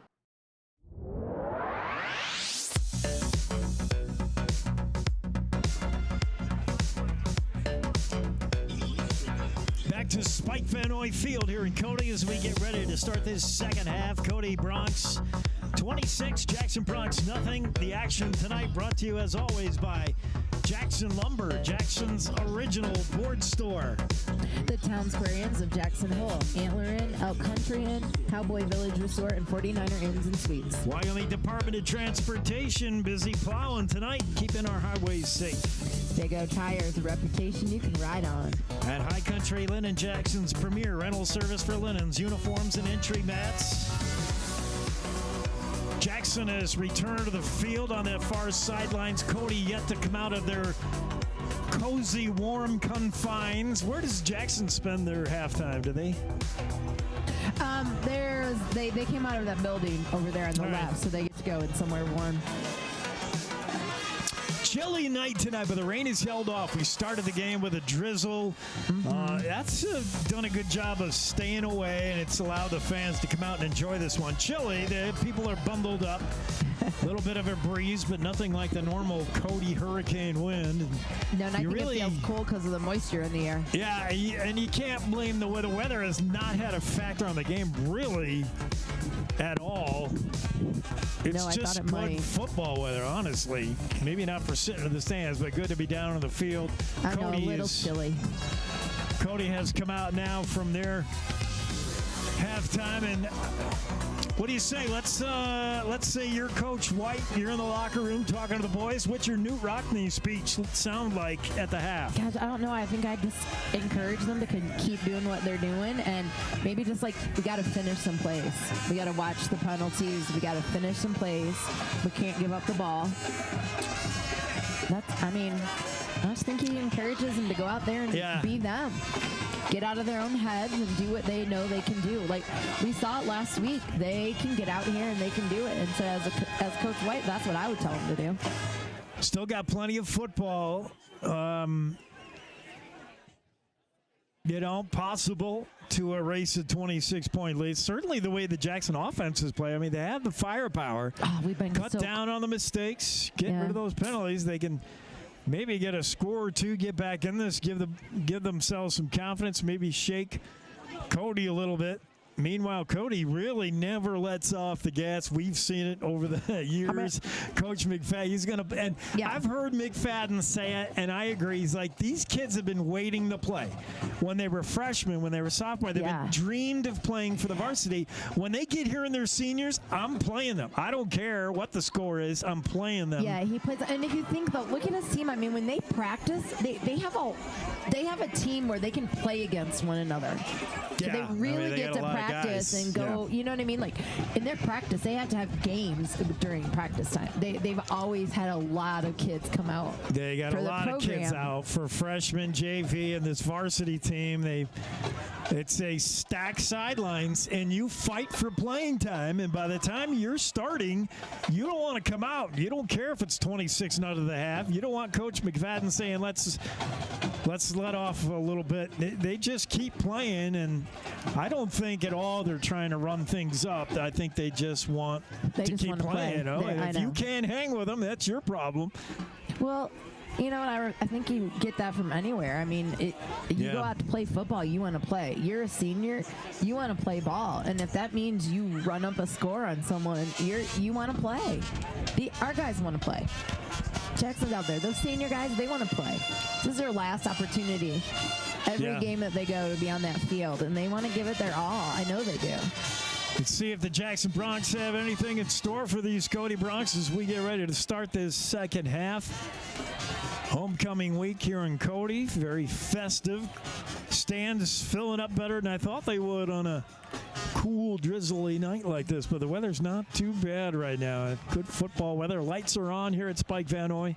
I like over there on the Jackson side. Someone's got some nice little tent action going on the back of the bleachers. Yeah. Blocking the wind and the rain if it's coming down. Not a lot on the visitor side of things, but we know that's because most people are enjoying the broadcast on our YouTube channel. By the way, another reminder, if you're listening to us at KZ95 and your radio, 95.3 FM, KZ95, then, feel free if you leave the radio to bring your smart device and keep hearing audio on the interwebs. KZ95.live is how you get our audio version of this broadcast anywhere around the world that you can get internet. And if you want to see the moving pictures, why wouldn't you? We got video. Go to YouTube, open your YouTube app, and check out Jackson Hole Radio. Just type in Jackson Hole Radio. That's our channel on YouTube. If there's a live game in progress, you'll be immediately taken there. And while you're there, be sure to subscribe. You'll be able to search through, browse through our games on demand. Any past game that Jackson Broncs have played, you can go back and watch those.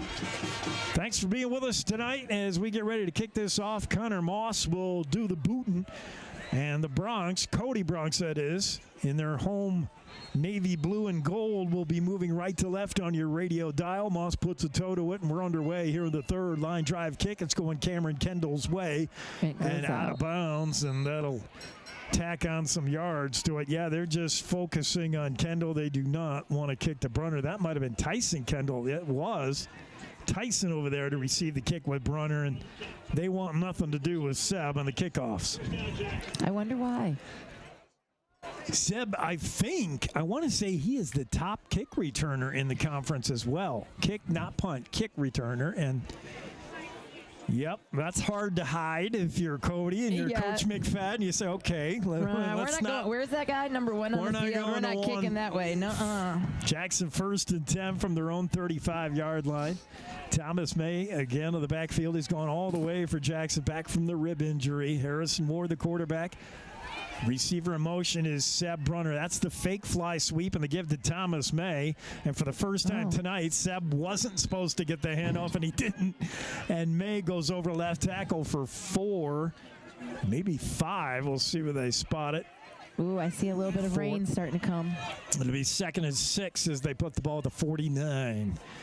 Jackson trying to put together a full, complete drive. They've had some impressive drives, just haven't been able to stick it in the end zone. A couple of interceptions of Ward, some drives that were stalled by penalties, but some decent yardage gained. A little more balanced attack with May rushing out of the backfield. This time they have this offset eye. There's another Seb Brunner in motion. Fakes to him, and Harrison Ward's going to keep it, and Cody sniffs that out. Boy, Ward has had very little running room when he's going to run the ball. Man, nothing on that left side. It'll be 3rd and long now for the Jackson Bronx. That play lost 4, 3rd and 10.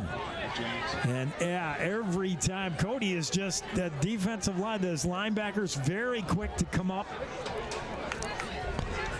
Cody plays that 3-4. David White called it a 3-3, and I guess it really is like a 3-3 stack. 3 down linemen, 3 linebackers right behind them, and then what you would call these fringe corners. And they got double coverage on Seb Brunner here. Look, bottom of your screen. 2 guys on him. Jace Jarrett, Trey Smith waiting for him as well. This pass is not going to Brunner. As Harrison Ward looking to throw, wants Hanna, and that's overthrown. Hanna also had double coverage on him as well. Just nothing open downfield as Cody put Jackson in a 3rd and long and then choked them out. There was nothing doing anywhere downfield for Ward. And they'll have to bring the punting unit on. Jensen Smock out. And remember, 2 of these snaps have been poor, so we'll keep an eye on that. As Smock looks to boot it away, and Cody sends 2 men deep. It's Hatch at the top of your screen, far side McCartan, who is dangerous. On the bottom of your screen, both standing at their 25-yard line. There's a flag that just went out. Illegal snap. Illegal. We didn't even get a snap yet, did we? I didn't think we got a snap. I'm like, I didn't see anything go. These mysterious penalties against Jackson. All of a sudden I looked and I'm like, hey, there's a flag on the field. He didn't even. Castino must have moved. That snap is a good one. Smock just gets it off. Jared almost blocked it. McCartan wants to run it back from his own 31. Here he comes. He's out to the 40, 42-yard line. Now he's stacked up by a host of Jackson Bronx tacklers. 42, 41, 34, 13, a lot of guys in there. 6. Alex Brown, Connor Scott, and a bunch more. But McCartan draws a crowd. I tell you, he breaks tackles. He's got good speed. He's dangerous. Cody will start this drive at their own 44-yard line. We're just underway here in the second half. It's the Cody Bronx 26, Jackson Bronx nothing on the Big O Tire scoreboard. And Cody's got the full assortment out there. McCartan in the backfield. 2 receivers to the left, bunch package. And a handoff to McCartan. He's going to go right up the middle, and he's untouched until he's got 15 yards and a first down. I mean, that hole was gigantic. Right up the middle for McCartan, and a first down run to the Jackson 42. This is what I mean about Cody, just this relentless attack. It's McCartan again, and it's David Brown who managed to grab an ankle and slow down McCartan, pick up a 5, 2nd and 5, and Cody's right back to it. No huddle, up tempo. Snap is high, but pulled down. There's Maddox Ball to Jacob Ball, and that completion completion is good enough for a first down. Coverage was close, but not close enough. And they'll move the sticks again. The Cody Broncs just keep coming. This is what I think separates Cody from the rest of the 3A. If they could do this for 48 minutes a game, they just keep on coming. Going. And they don't stop. McCartan right side this time, tripped up. Again, it's David Brown who got an ankle. And Grady McCartan picks up 5. It's 2nd and 5. And Cody is just chewing up yards and doing it fast. There's a give to McCartan again. Looking left side. Now cuts it back up the middle. Big hit inside. And the ball comes loose. And it's a fumble. They've not called Jackson that ball yet. Broncs with the ball. And it's recovered by Caden Neild all the way back to the Cody 40. And that's a fumble by McCartan.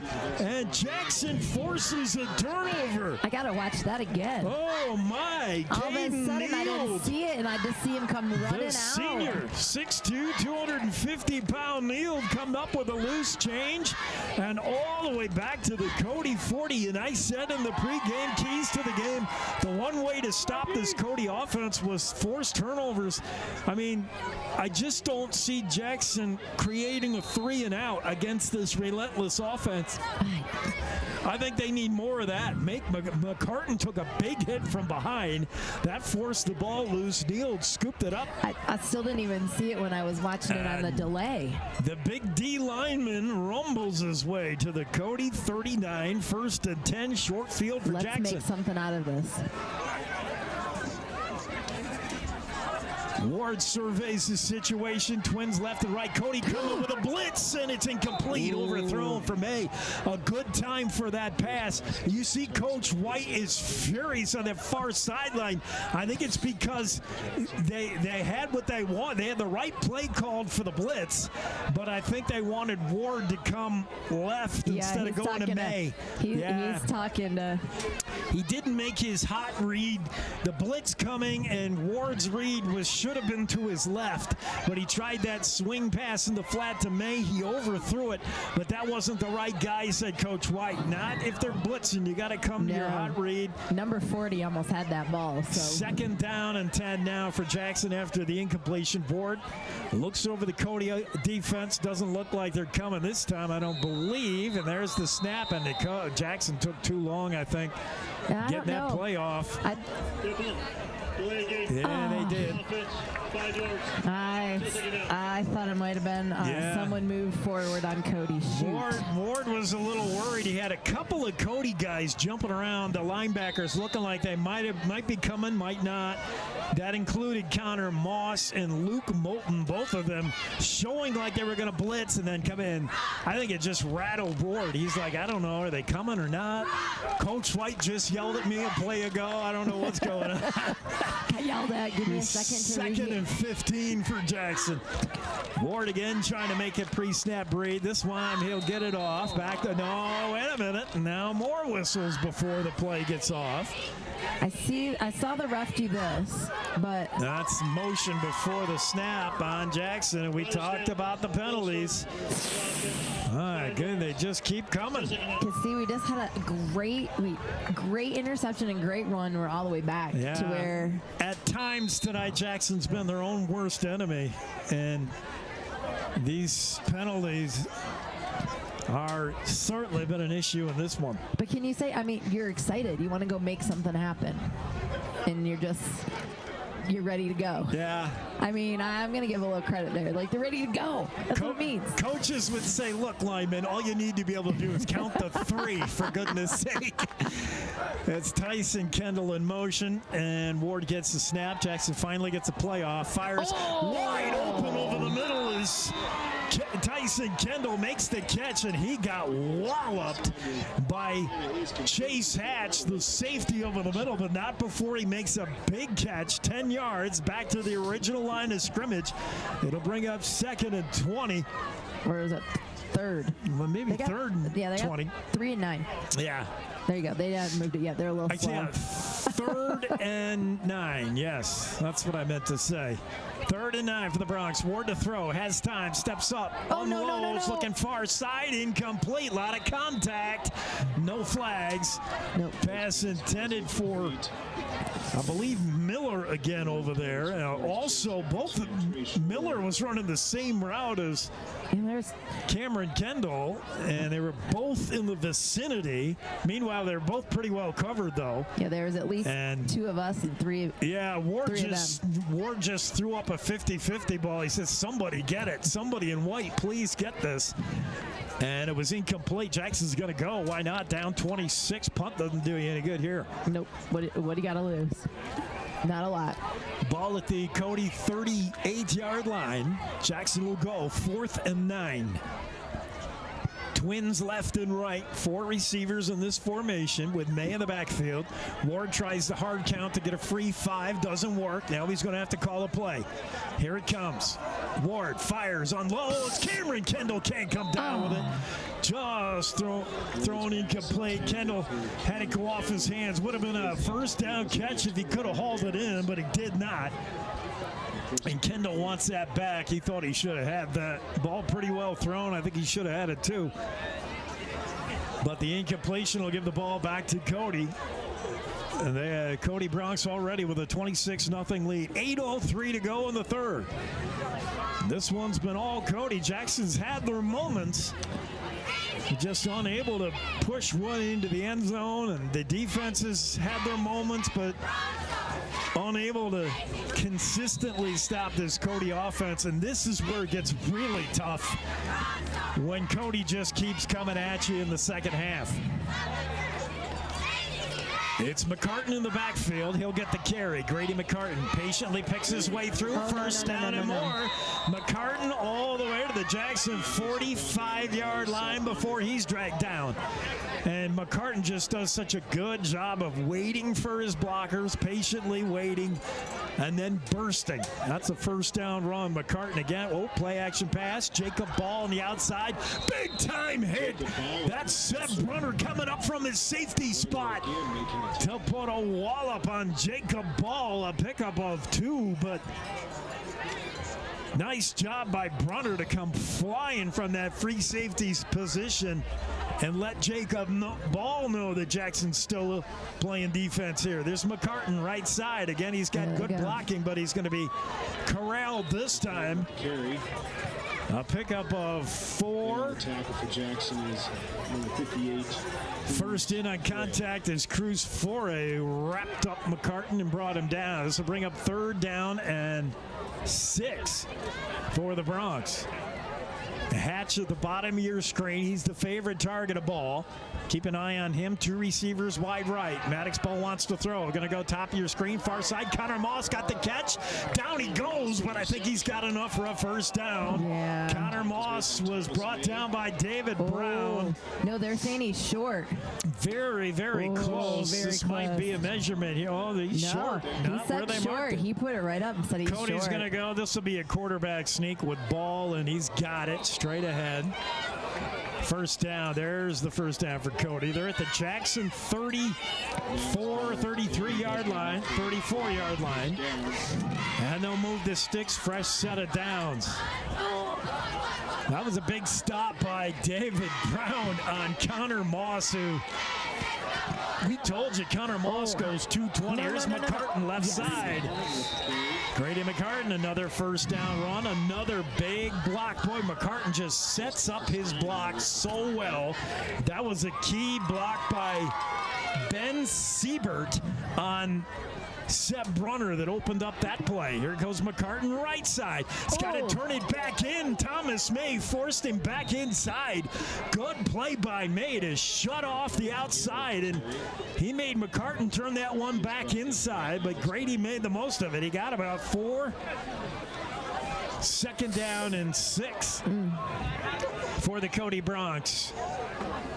Snap on the give.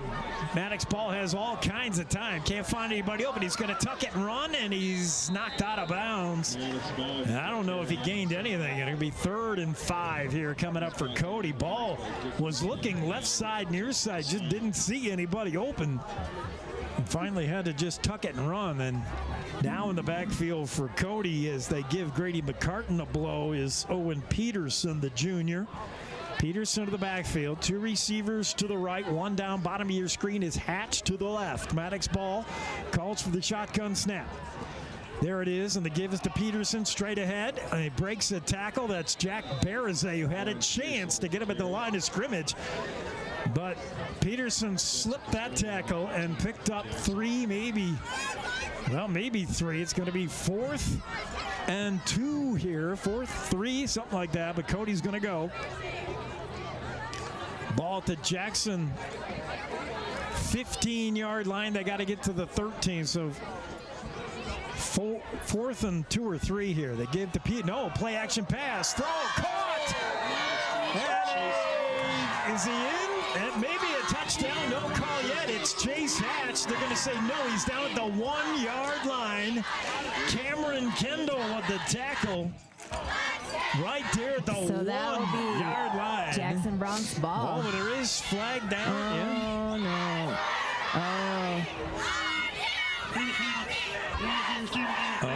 Ineligible receiver for Cody.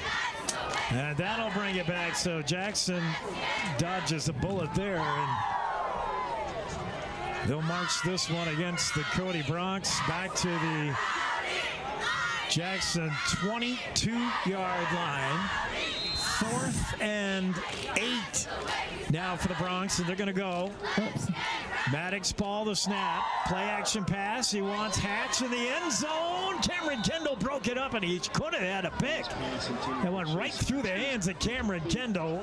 Either way, actually doesn't want the pick there. Cameron actually did a good job not catching it. Right, because we get it now. Cameron Kendall comes up gimping. He's limping. They need him. It's cold. Yeah, it's the kind of night where you do ankle stuff and nothing, no major damage, but you just like turn an ankle and you just can't get good blood flow going. I'm inside and my feet are cold. 1st and 10, Jackson on the turnover by Downs. The Bronx will start this drive from their own 22-yard line. 2 receivers left, 2 to the right. Thomas May has gone all the way to the backfield for Jackson. Harrison Ward calls for the shotgun snap, wants to throw. Far side, fires. Picked off. Intercepted by Schroeder. And he's going to be down at the Jackson 10-yard line. And I don't know who that pass was intended for. Trey Schroeder was the only one in the vicinity for Cody. And he said, thank you very much, as Harrison Ward put that ball right on his numbers. Schroeder's return to the Jackson 10, and Cody, just like that, has 1st and goal right after the Jackson stop. That didn't last long. With 4:38 to go in the 3rd, Jackson has kept Cody off the scoreboard so far. Yeah, they have. We got it. But you got 4 downs to make 10 yards again, and it just this defense has got to be wearing down now. There's Maddox ball, gives straight ahead, and not much room there. Maybe 3, although the pile keeps moving. As the handoff is to Luke Moulton, the senior, and he's like RB3. I mean, they got a lot of running backs.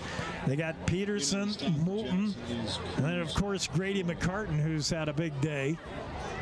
It's Moulton in the backfield again. 2nd and goal. Snap, Maddox going to pitch to Moulton, and good defense there as Jackson comes up. What a big stop. First contact made by Miller. Seth Brunner was there, and it was finally cleaned up by yet a 3rd Bronc. I didn't get a number there, but I thought it was 41. Jackson strung it out. Castano there to clean up the mess. It'll bring 3rd and goal now from the 8-yard line. That play lost a couple.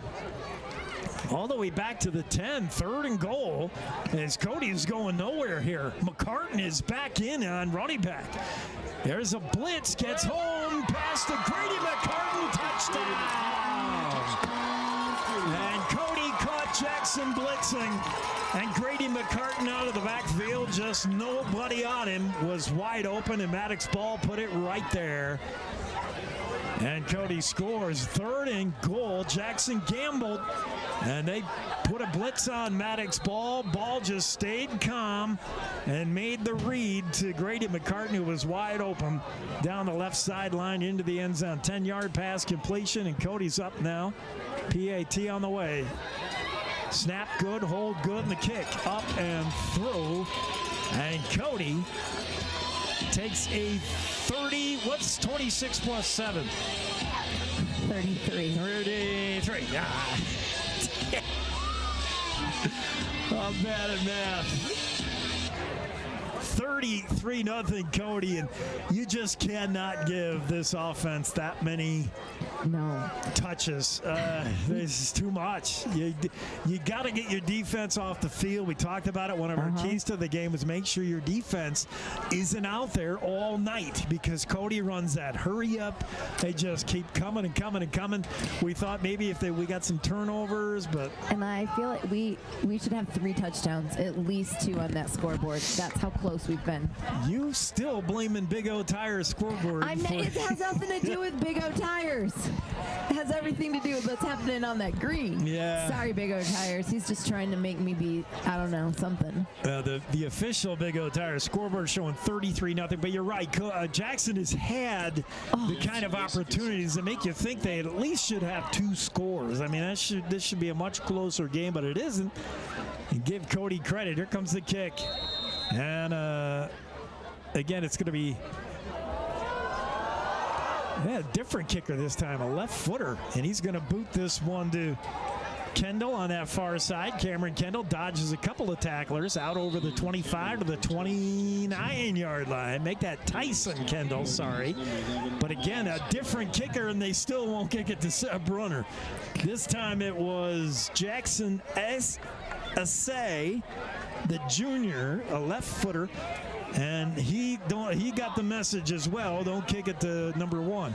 I want them to try. What are they afraid of? Yeah, afraid of the dreaded Seb. That's Seb coming along with Hannah here at the bottom of your screen. Again, it's one-on-one coverage with Trey Smith. Single coverage on both Hannah and Brunner. Cody daring Ward to throw this way, bottom of your screen. Ward doesn't even look this way. Fires far side, and that's underthrown to Thomas May, incomplete. Uh-oh. Now, it's May is slow to get up. It's a longer throw for Ward to come near side, this side. The ball on that left hash. To throw it to Brunner or Hannah, that's throwing across the field. You really have to chuck it. But you got to take your chances single coverage. I don't know what he sees over there on the left side. I'm coming down here. You got Hannah and Brunner, your 2 dangerous weapons, and they're both singled up. You got to come down here, bottom of your screen, and try Brunner or try Hannah. Now Ward looks this way, but he doesn't have time. He's got to leave the pocket and runs out of bounds. Pickup of a couple, but yeah, he took a look, didn't like what he saw, and then the pocket broke down, and Ward had to escape. So it's 3rd down and 8 now for Jackson, with the ball just outside their own 30, and they're unable to really get any kind of rhythm going in the second half. First half, the offense got some flow. So far in this third quarter, Jackson can't really get anything going. Again, it's Brunner and Hannah coming down. Now this time joined by a 3rd receiver. You got Trips right side, and it's going to be Beckett Mayer joining the party here at the bottom of your screen. There's the snap. Looking to throw. It's it's Brown out of the backfield. He breaks one tackle and is brought down, though, short of the first down. A good tackle coming up by Trey Smith from his corner spot. Do you go for it if you're coach? Yeah, why not? He's brought down by Trey Smith. Why not? It looks like I don't see a punter, and I think they will go. It's 4th and 2, maybe 3 around there. 4th and 2, let's say. But the ball at your own 37. Watch for a hard count here to try to get Cody to jump, but then they're going to have to run a play. Timeout. I think looked like Coach McFadden wanted a timeout. Maybe not. Here's the snap. Ward looking to throw. Fires. He's got Andrew Hannah. That's Hannah's first catch tonight. And he's got enough for a first down out to the 42-yard line. Hannah has been strangely quiet for the Jackson Bronx, and a lot of it has to do with Cody, as Cody has doubled him a lot. And when they do, that usually means Seb has got single coverage on Trey Smith, but Smith has been really good tonight, and we knew he would be. Yeah, I was going to say, Hannah was on one. And again, it's, single coverage on Hannah and Brunner here. There's the snap. Ward, he wants Hannah again. No! Seb, and incomplete, almost picked off. Hannah was the guy he should have thrown to. Yeah, I don't know why he went wide open down the seam. Harrison Ward just missed that read as he tried Seb Brunner, but right there to jump the route and almost picking it off was Cash Merritt. I mean, I saw the Cody Merritt had, he had a pick six in his mind before he caught it. But meanwhile, it was Andrew Hannah was running that slot route. He was wide open. And again, it's going to be Merritt and Trey Smith covering Hannah and Brunner. Back to throw is Ward. And the rush, he's got to get out of there. Rolling to his right. Oh, my gosh. Rolling, and now he's finally caught and brought down. So sack. Both Seb and Hannah were open. Slow to get up, but chasing down Harrison Ward was Ben Hogan and made the ankle tackle, and thankfully Harrison Ward is up and moving okay. But that sack is going to bring on the punt team for Jackson. It is 4th and about 16. They're going to have to kick it. Jensen Smock will do the booting. Back to receive, Grady McCartan and Chase Hatch. Pick your poison. I don't want to kick to either of them. But Jackson better be careful covering this punt. Smock gets it off. It's going to be Grady McCartan. It's going to go out of bounds. And a good idea. I would not want to put the ball in the hands of McCartan. He's too dangerous.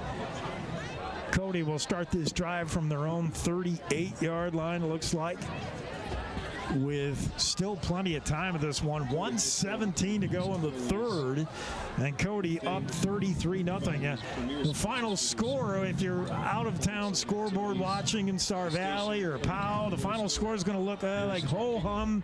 We thought Cody would trample Jackson, but it hasn't been that way. We've seen that's why I said, let him look at the scoreboard. Yeah.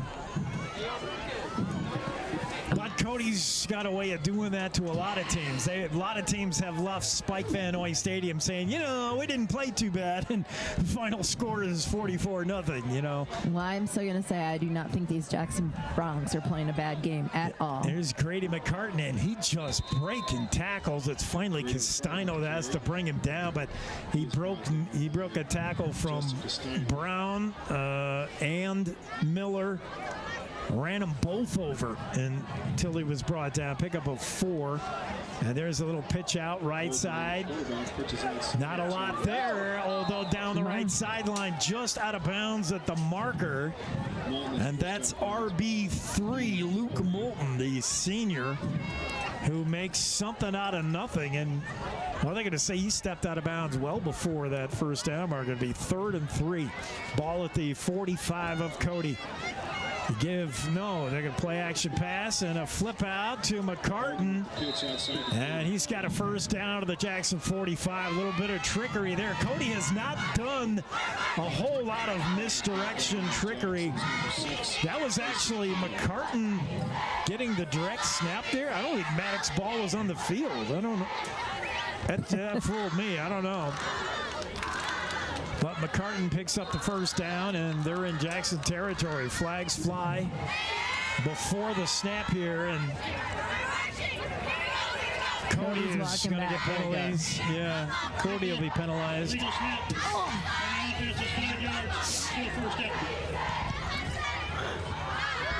They call that illegal snap thing again, and there isn't really a snap. I didn't see a snap. The center is doing something with the ball before the snap that the refs don't like. I don't know what it is.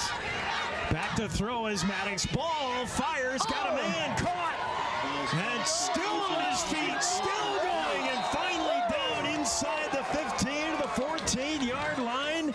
The catch and the yards after catch by A.J. Boustert. 6 foot, 185-pound senior, and he just would not be denied. Whoa. There's a pass. Jacob Ball makes the catch, and a nice tackle by Miller. And that play gains nothing. Good job by Griffin Miller to come up from his corner position. He's got tight coverage and just wouldn't let anything happen. This is Boutstert again, and he bangs ahead for about 4 before he's brought down by Justin Castano. But still brings up 3rd down at about 4 for Cody. Now whistles before the snap, and this might be a timeout by Jackson. I think Coach White wants to give his defense a little breather here, as they have been on the field for most of the 3rd quarter. Oh, no. Oh, end of the Oh, okay. End of 3rd quarter. If I was Coach White, I would have called a timeout. I would have called a timeout, but we get an end of a quarter. End of the quarter. We'll take the break as well. You're enjoying Bronx football. KZ95 of the Jackson Hole Radio Network. Jackson Lumber, the board store, Jackson's oldest business and only true lumber yard in town. Jackson Lumber's hardware people are the best in the business, and they do it right the first time. Jackson Lumber works with people who make a living building, so the tools they sell are definitely the best hand tools and power tools available, with names like Vestool, Milwaukee, Makita, Skillsaw, Senco, Fine, and DeWalt. Jackson Lumber, the board store at 130 South Gromont. Call 733-6000, 733-6000. Your home for Jackson Hole High School sports is KZ95. Let's get back to the game. Whoa. Back to the action, and Cody, touchdown run from Boutstert. He's in the end zone. Another little misdirection play. That was easy. First play of the 4th quarter, and Cody strikes pay dirt on the touchdown run from their 3rd-string running back, as they just keep attacking with a lot of different guys. Sorry, that's Luke Moulton this time on the touchdown run. Point after is up and just sneaks through. It's good, and Cody takes a 40-0 lead here over the Jackson Bronx. Well, we got still a 4th quarter to play. Yeah. Cody's ability to wear down teams with that offense, such a balanced attack, running with 3 different talented running backs, passing with Maddox Ball, who he's had a good day throwing to Jace Jarrett, throwing to his brother Jacob Ball. I mean, Cody just has so many ways to attack you, and then they do it all up tempo. They do it all with no huddle, and they. I mean, how fast was that coming in? That was 4th fast. quarter first? Like, that was Cody's unbelievably fast. Cody's faster than our commercials. They're going so fast we can't even get it on video. Yeah, they're going to just wear teams down. You've got to find ways to slow Cody down if you're going to beat him. If I'm, devising a game plan for Powell or Star Valley or some of the teams that I think can hang with these Cody Bronx, I would advise you've got to keep their offense off the field if you can. You've got to find a way to slow down that attack. Here's the kick. And they bang one away, and it's going to be Tyson Kett. It's going to be nobody. And they found a new way to kick off. That was, by the way, that was back to their usual kicker, Connor Moss, who just blows that one right through the end zone, put all 220 pounds into it, and knocks it in for the touchback. Jackson will take over from their own 20-yard line. They got 80 yards to go and try to get something on the board. It's 40-0. A disappointing outing so far, and a long bus ride home if you're Jackson, because you've played better than 0. You could have played better than you have, and you've left a lot out there. Let's see if they can put together a 4th quarter here. As Harrison Moore with a snap. They give straight ahead. Thomas May caught Cody in a little bit of a blitz there, and May picks up 4. It'll be 2nd and 6.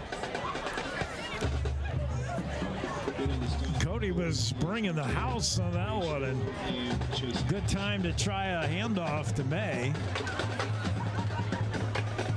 A 11 and a half minutes to go here in the fourth, and it's been all Cody, 40-0, but Jackson's given us some exciting moments here and there. Hanna and Brunner split wide to the right. Cameron Kendall, bottom of your screen to the left. Harrison Ward gets the snap. He wants to give to Thomas May again, working the right side. Cody strings that out. They have good defense speed. Cody does a good job. They just don't let you get the edge. And May picked up maybe a yard at the most. And out there on the play was Trey Schroeder, the outside linebacker. They just don't let you turn the corner. It'll be 3rd and 6. Jackson with the ball at their own 25 yard. That should be 3rd and 4. It is, yeah, 3rd and 4. Jackson at their own 26, and they need a first down in the worst way. They can ill afford to put their defense back out there. They got to be exhausted. There's a pass. That's that wide receiver screen. This time it works. Cameron Kendall out to the 35-yard line as he got pinballed. A couple of big hits, but Cameron Kendall bounces right back up, and that's the first time that wide receiver screen has worked for some positive yards. Good play call by Coach White.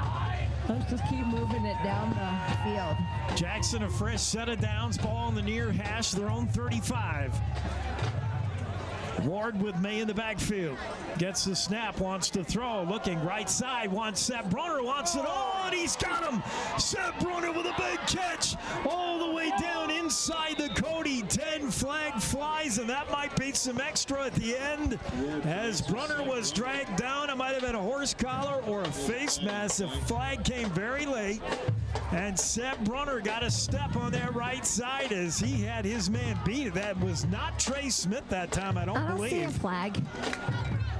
Oh, I saw a flag come in late. I don't think I did, but okay.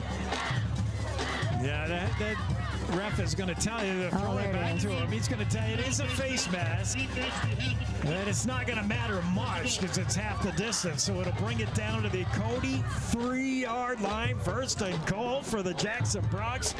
And can they break through and get their first points of the game? Cameron Kendall split wide to the left as Jackson goes bunch package here. He's the only wide receiver. Everybody else in the tight bunch formation. There's the pitch to Thomas May, and he's not going to get there. Stop, man. Oh, boy. He hit a brick wall. Oh, no. Trey Schroeder was there. Okay, get up. All right, May slow to get up. He's going to come off.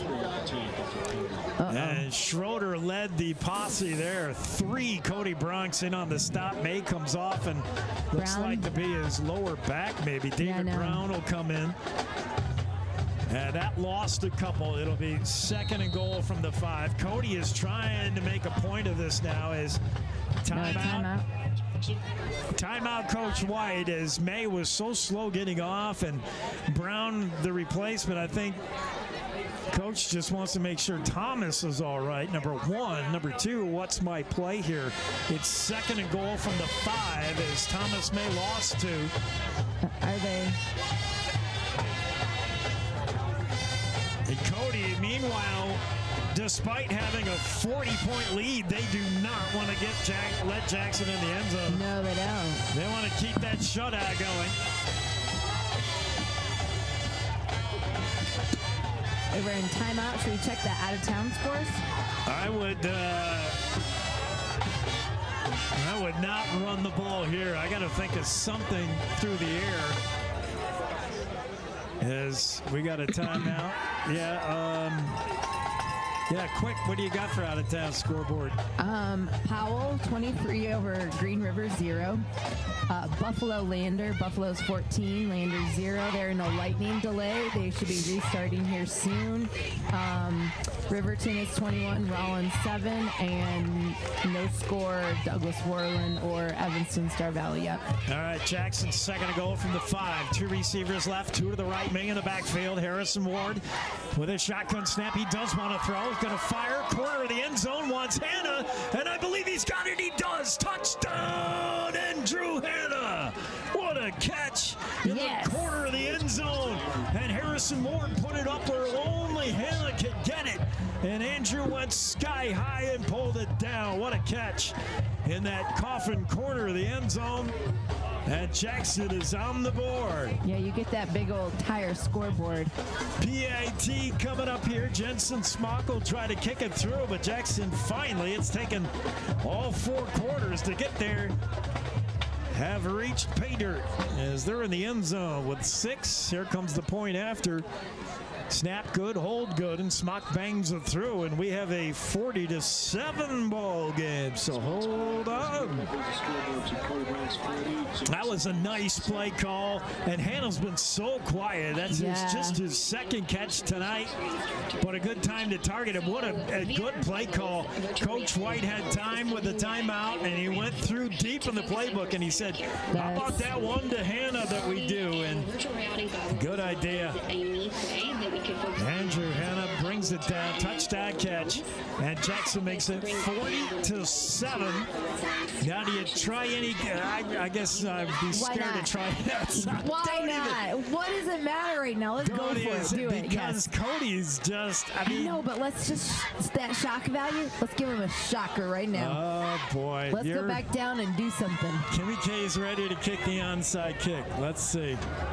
But it's got to work, and we got to get it down the field. I think you just put one up real high and try to force a fumble out of Hatch here, who's going to go back to receive them. Well, now they're going to send back number 40 and number 9. Let me get that together. It's going to be Luke Moulton. Luke Moulton, A.J. Boustert are back deep. Hatch is up a little closer, but yeah, they got like 4 back there. Yeah, they do 4 in case you kick it short. I've noticed that. Well, and then let's do the onside kick. Jensen Smock. Yeah, they got less guys up there to handle an onsider. I might be with you now. Smock's going to bang it. Line drive kick. That's going to be Luke Moulton on that far side. Moulton to the 15, to the 20, tries to catch the edge, and he gets knocked out of bounds at his own 26-yard line, let's say. And Cody will start 1st and 10. Good kick coverage there by Jackson. They've had trouble with that this season, but that was better. That was good. And Cody, as we said, will probably send out the starters. They don't let up much. That's going to be Grady McCartan in the backfield. He's actually, watch out, McCartan's at that flanker spot. This is when they do that misdirection deal. I think that's McCartan. Or is that? Is it 5? No, it's Boustert, number 9. Okay. I think 5 looks like 9. It's not McCartan. In the backfield, there's going to be Owen Peterson on this one. And got a yard? It's going to be a quarterback keeper. Maddox ball over the left side. Not much there. Maybe a yard. 2nd and 9 for Cody. And Peterson, yes, in the backfield. Peterson has shared time with 2 other running backs. Here's the pitch. It's going to be Boustert with the carry. He's got a 1st down at the 40 and a pickup of 11 on the play. Castino on the stop. But a 1st down run by A.J. Boustert, the senior. And Cody just has a ton of weapons.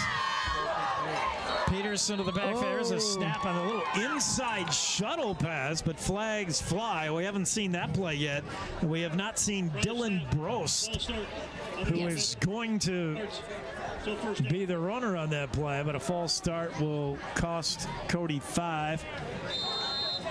And it's 1st and 15. Cody from their own 36-yard line. Again, it's in the backfield. Owen Peterson looking to throw his Maddox ball. Has time. Got a man wide open. Pass caught out of bounds.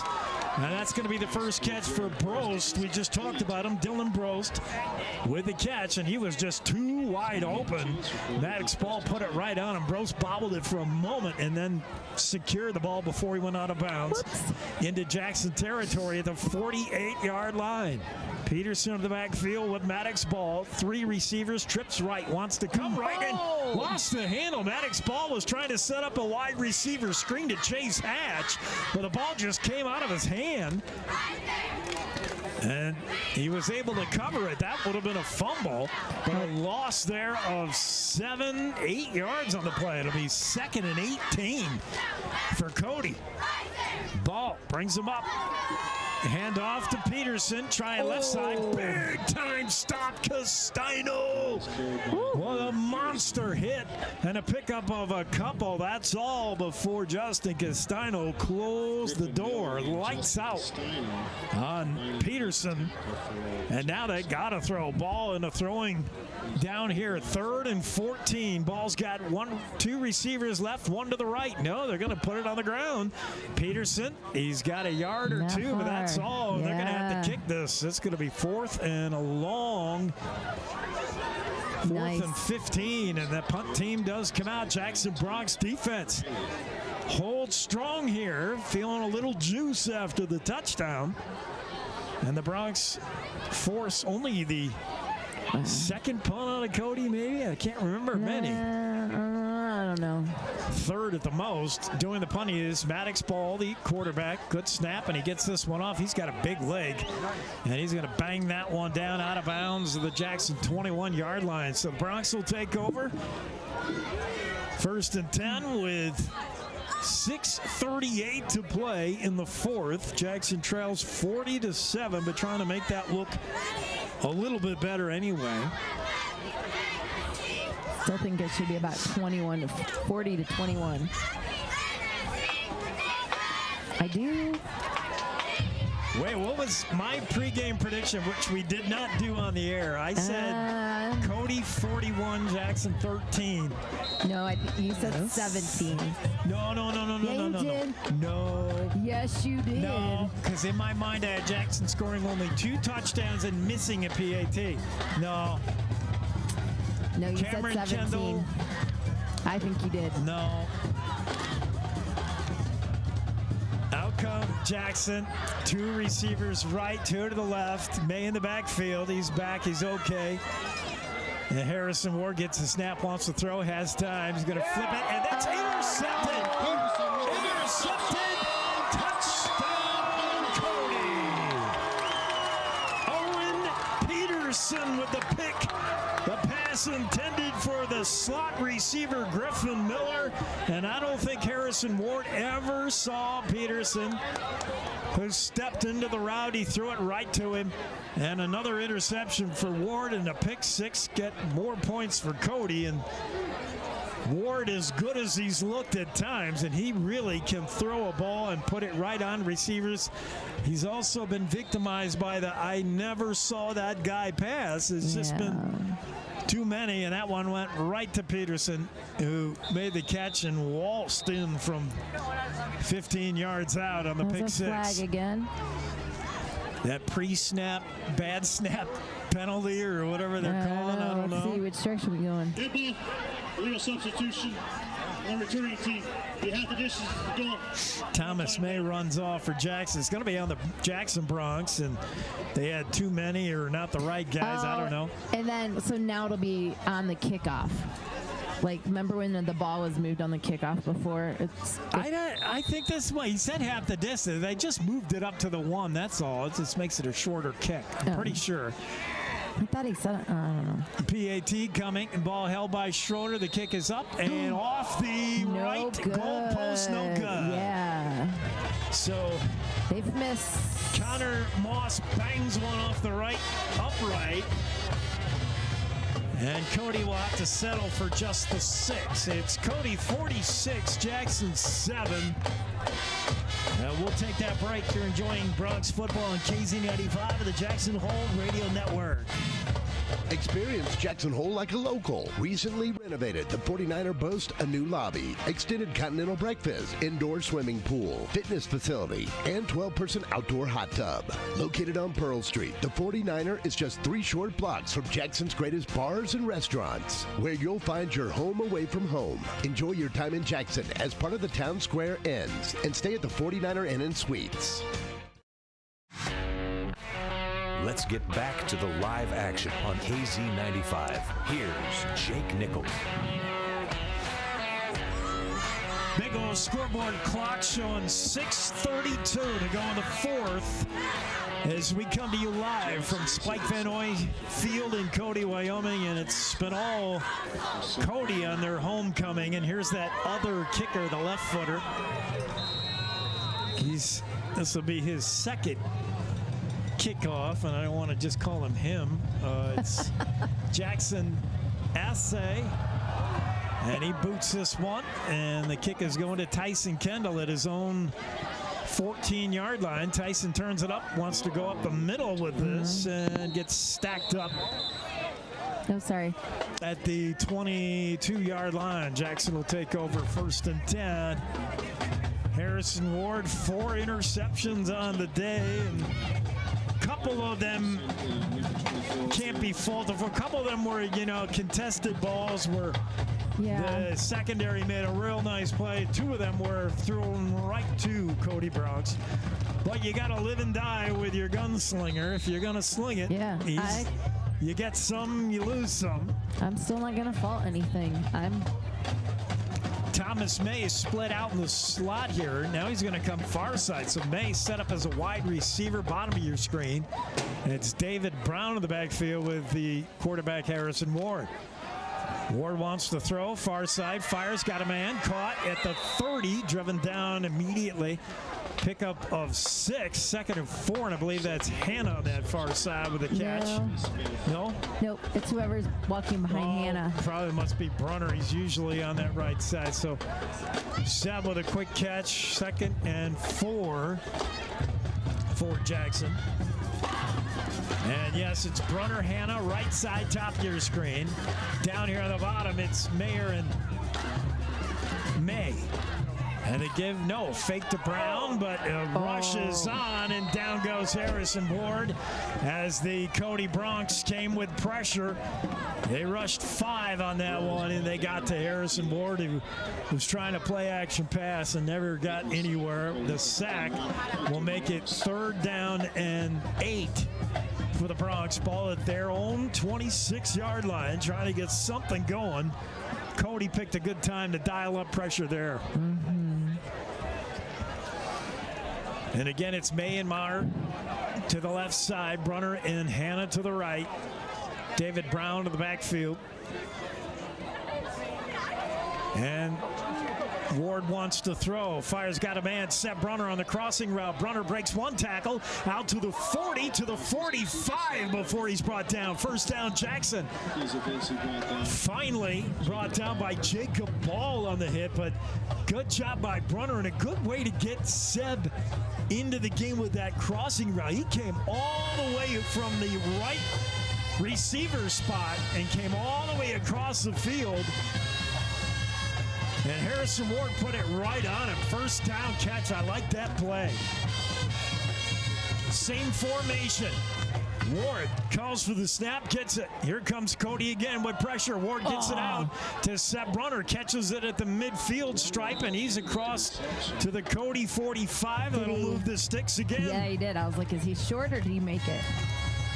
1st down, Jackson, 10-yard catch between Ward and Brunner, and Jackson's on the move here. They trail big, but would love to just put another score on Cody before they fire up the bus. 46-7, Cody leads it, but Jackson trying to put together a drive here. It's May and Maher left side, Hannah and Seth Brunner to the right. Ward wants to throw. Low snap, but he gets it. Has time. Fires over the middle. Wants Seb all the way, but that wasn't there. Brunner was stride for stride with Trey Smith that time, and also had help from Hatch. This time Seb was doubled up, and there was nothing doing down the middle. Harrison Ward just put a little air under that and said, well, either I hit this or I overthrow it, but I'm not throwing another pick. Yeah, I like that. Good idea. That was overthrown. It just wasn't there. Seb on that go was well covered. 2nd and 10 now for Jackson. Ball at the Cody 45-yard line. Cameron Kendall on the near side, bottom of your screen, along with Miller, Hannah, and Brunner to the right. Time to throw. Ward loads up, fires. He's got Miller across the middle, and a big hit laid by Hatch jars it loose. Miller had the catch at the 15-yard line, almost came down with it, but Chase Hatch from that free safety spot come over and put a lick on him. And Miller coughed it up. Dang. Boy, Hatch has done that a couple times now. He's a big kid. The junior, 6'3", 180. And he plays center field like Lou Talich used to. There's the pitch and catch. Seth Brunner with a catch at the 40. Brunner reaches out and gets a first down at the 35 of Cody. What a nice extended effort at the end of that play. First down, Seth Brunner. Cody is allowing a lot of the short stuff, so Harrison Ward said, I'll take it. 3 receivers to the left. Kendall, Miller, and Hanna. It's Brunner to the right. Ward gets a snap, bobbles it for a moment, now picks it up, throws to Cameron Kendall. Kendall following the block of Hanna, breaks a couple of tackles. Cameron Kendall down to the 21-yard line, and another first down for Jackson. And Cameron Kendall weaving his way through Cody defenders. Nice job there. Oh, and a flag is going to bring it back. That wide receiver screen did not work. It caused a man downfield because the snap was bobbled. That threw off the timing, and you had a guy downfield that wasn't supposed to be. So first down, we'll take it. Harrison Ward brings his troops up to the line. Back to throw. Has time. Steps up. Fires. Got a man.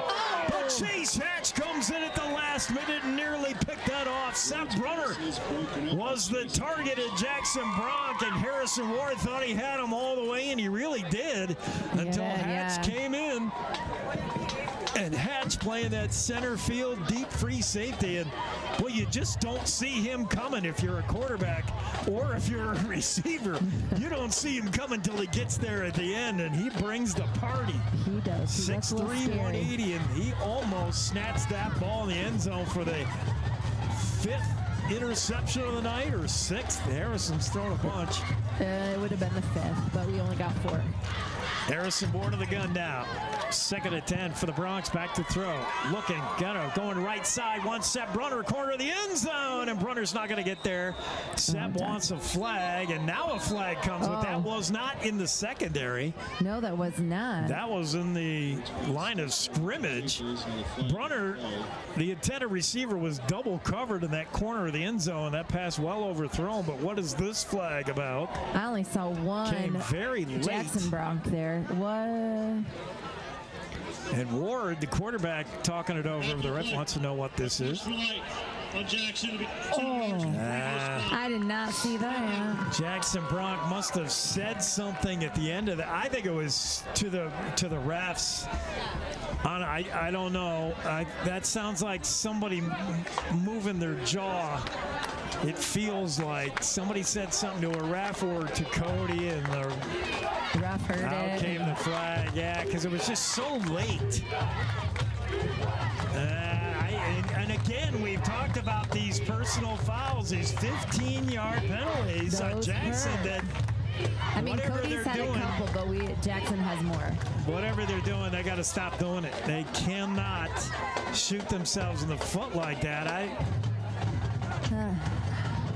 These are mysterious. Nobody sees them. Maybe they hear them penalties, but I don't know what they. Here comes Cody. They're blitzing. Harrison Ward, though, gets it off, looking for Hanna, and that's almost picked off. As Andrew Hanna tried to break, he had to play defensive back for a moment and break that up almost with the interception on that far side. And we're going to have to punt. I mean, that's Chase Jarrett, who nearly picked it. Oh, no, wait. 4th and long, and Jackson, or was that 4th? I don't know. I'm confused. Yeah. No? Maybe that was 4th. I don't know. Timeout on the field, and I'm not sure who took that. But a timeout. Ball's at the Cody 36-yard line. Scoreboard showing 1st and 10, I would imagine, for Cody then. Yep, Cody's got the ball. Yeah, that was a 4th down play that just never clicked. And Cody has the ball and a big lead. Just under 3 to go in regulation. with the score. Cody 46, Jackson 7. And we finally get a personnel change as Cody puts out a new quarterback to replace Maddox Ball, who's had a pretty good ball game. This is going to be Ben Hogan. Hogan gets the snap, going to take it himself over the right side. Not much there. Jack Barazay, Justin Castino, and along with number 41. Why am I blanking on that? Oh, that's Castino. Connor Scott, Castino, and Barazay in on the stop, and Logan went nowhere. Second down and 9. He got maybe a yard. Ben Hogan, 6'1", 160 pounds senior, taking over the QB duties. That's a give straight ahead. That picks up a couple, that's all. Peterson on the carry. It'll bring up 3rd and 7 for Cody. Ball at their own 40-yard line. Jackson trying to get a stop here as get the ball back to their offense maybe one last time, as Cody finally in no hurry here would just assume burn some clock. Hogan with the snap, the give to Peterson. No, he's going to keep it. He wants to chuck one, does, throws it right side, incomplete. Pass intended for number 11. He wanted it all there. Miles Hensley on the go pattern, had maybe a step on Kendall, on Tyson Kendall, not much.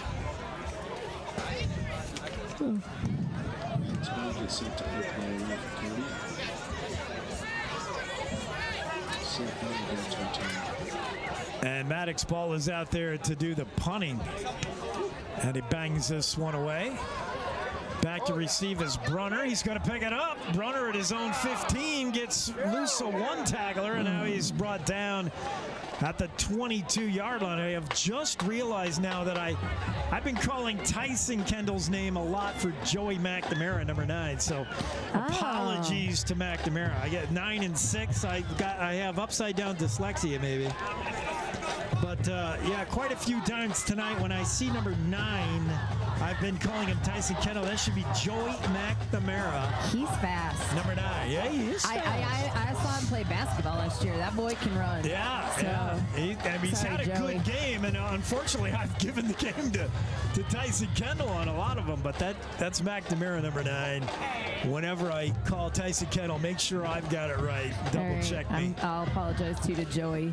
1:41 to go. Jackson with the ball, their own 21-yard line, trying to put together one last drive. We'll see. Is the handoff, inside handoff, tough yardage. That's a tough 5 yards there for May, who has really earned everything he's gained today. He's gotten knocked around pretty good, but May's had a good job out of the backfield for Jackson, coming back from that rib injury. 2nd and 5 for the Bronx. Clock rolling down to 1:14 and counting. Harrison Ward looks things over, and the shotgun snap. He wants to throw, coming near side. Cameron Kendall dropped it. Pass intended for Kendall. That looked a little short in the pass there, but yeah, short. 1:05. Clock stops. Incompletion. And it's 3rd and 5. Cody Bronx with a lot of new personnel in there now. Hatch is no longer playing that free safety. That's Miles Hensley in there now in Hatch's spot. Harrison Ward wants to throw, fires far side. That's Seb Brunner with a catch. Got a first down and more to the 40, 45. Slung down by Hensley. Still rolls a little bit after. Still managed to roll for another 2 yards. Seb always goes down moving forward. He's to the Jackson 46. First down for the Bronx. Clock under 1 now. 53 seconds and counting.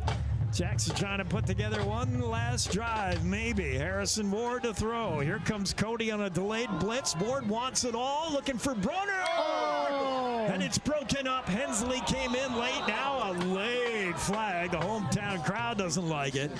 Hensley was there on the coverage along with I think that was a little pass interference, but there was 3 Cody Bronx in the vicinity of Brunner. Brunner almost came down with it anyway. Pass interference. And it will be pass interference. That could have been anybody, Beardsley or Hensley. I'm not sure who. They all went up for the ball, and nobody came down with it, but a Cody PI is going to give Jackson a first down at the Cody 39-yard line. 40 seconds. So you got time to stick it in the end zone somehow. We were here before, right before halftime. Let's do it again, but score this time. Cameron Kendall along with Mayer split to the left here, bottom of your screen. Brunner and Hannah to the right. They want Hannah right side, far side, steps out of bounds. 5-yard completion to the 40 of Cody. That works. Keeps stops the clock without having to burn a timeout. It's Mayer and Kendall in it, wide receiver. Hannah and Brunner on the other side with May in the backfield with Harrison Moore. That's the personnel right now. So keep an eye at top of your screen, far side. Hannah in the slot, Brunner on the sidelines. Mayer and Kendall to the bottom of your screen. Looking to throw. Ward wants set. Brunner got him, and that's complete inside the 10 to the 7. What a catch. That ball was thrown on a line. That was a frozen rope to Brunner. The completion, Jackson hurries up and gets this play off. 27 seconds. Ward looking for Hannah. End zone. Caught. I believe. Waiting for the call. Touchdown. Yeah, touchdown. Andrew Hannah with a touchdown catch. An identical play to his previous touchdown catch. Same spot, same throw. And Andrew Hannah pulls down the reception for Jackson's second TD tonight. And I'm assuming they'll just kick this. Some personnel problems. Jackson trying to hurry up and get this play off. It's Brunner to hold, Smock to kick. We'll see about this PAT. Snap good, hold good, Smock's kick, bang through. And he's got it. So Jackson makes it a little interesting at the end and at least fun to watch that final 2-minute drive. That's good learning experience for the Jackson Bronx anyway. Again, I'll just say that scoreboard does not reflect what I've seen on this field tonight. Big O Tire scoreboard showing 46-14 Cody. And yes, it feels like closer than that. Yeah. Yeah, good ball game for Jackson. Tough place to come on the road and win, especially in a homecoming for Cody. Yep. I think they played a good game. They'd be proud of themselves on the bus ride home. They better. Played a good game, and I think they put a lot in the bank for next week. Yeah. When they play Evanston on the road. Is that Evanston on the road. So, yeah, I would watch out, Evanston. I think this Jackson team, you might, watching the scoreboard, Evanston might think, we get Jackson. Cody beat them up there, 46-14. We're going to do the same thing. It wasn't that kind of game, really. Yeah. Jackson had a pretty good game tonight. He just didn't do enough. And, boy, those penalties. Those 15-yard personal foul things, I don't know what they are. Whether it's guys mouthing off or what it is. They got to get rid of those. Here comes the kick from Mayer, or from Smock. Does he dare onside it? He will do a little chip shot here to the far side. And sorry. That's going to be down at the 34-yard line. The kick was received by one of the upbacks, Ryan Decker, the senior, who just caught it and made sure he didn't drop it. 1st and 10 for Cody, and with 19 seconds left in this one, you would assume we'll get a victory formation going for the Cody Bronx. I don't think Coach McFadden will. Even he is going to try to air one out here. You don't? I don't think so. Now, if it happened to be the Powell Panthers, he might air one out. He's got Grady McCartan playing safety here. And Maddox ball back in, and they'll just take a knee. And we'll end this as Ball will take a shotgun snap. He'll knee it at his own 30, and this one is done. We'll stay right here to get the post-game handshakes. The final score, the Cody Bronx 46, the Jackson Bronx 14, and Cody wins one on their homecoming. That'll make the hometown crowd happy. The next time they play at home will be Friday, October 6th at 5 o'clock p.m. We will be hosting Star Valley. We look forward to seeing. And the handshake lineup at the 50.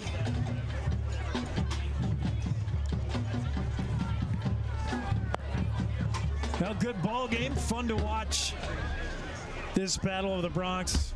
Saw some outstanding performances from the Cody players, certainly offensively and defensively. Cody is deserving of the #1 ranking. It sure looks like it. And Jackson, no reason to hang their heads if you're the Jackson Bronx. Nobody expected you to get anywhere near into this game, and they did some fun things and came out of it presumably healthy, which is also good. Yeah, I thought it was a good game. He had a good game out of Thomas May. Yeah, they should not lower their heads. They should be very proud. Hannah with a couple of TD catches. Seth Brunner looked good. And the defense at times, despite surrendering 46, one of those was a pick six, but the defense really stood tall on many occasions. So good things for both teams to be happy about tonight. Long bus ride home, though, for the Jackson Bronx. And fun ball game. We'll wrap things up here from Spike Vannoy Field in Cody. That'll do it for us. Thank you so much for joining us tonight. The final score, Cody 46, Jackson 14. We'll be on the air next week in Evanston as Jackson travels, hits the road. We will pick up the feed from our friends down there at mylocalradio.com. Unfortunately, we are not able to make the game, Jackson Hole Radio, but mylocalradio.com will have all the action for you. Elon Olive on the call, and enjoy that game. That should be a good football game next Friday. We'll have it for you on our YouTube channel. From Cody, Wyoming, for Jackson Hole Radio, I'm Jake Nichols along with Kimmy K. We're wishing you and yours safe travels and a good night.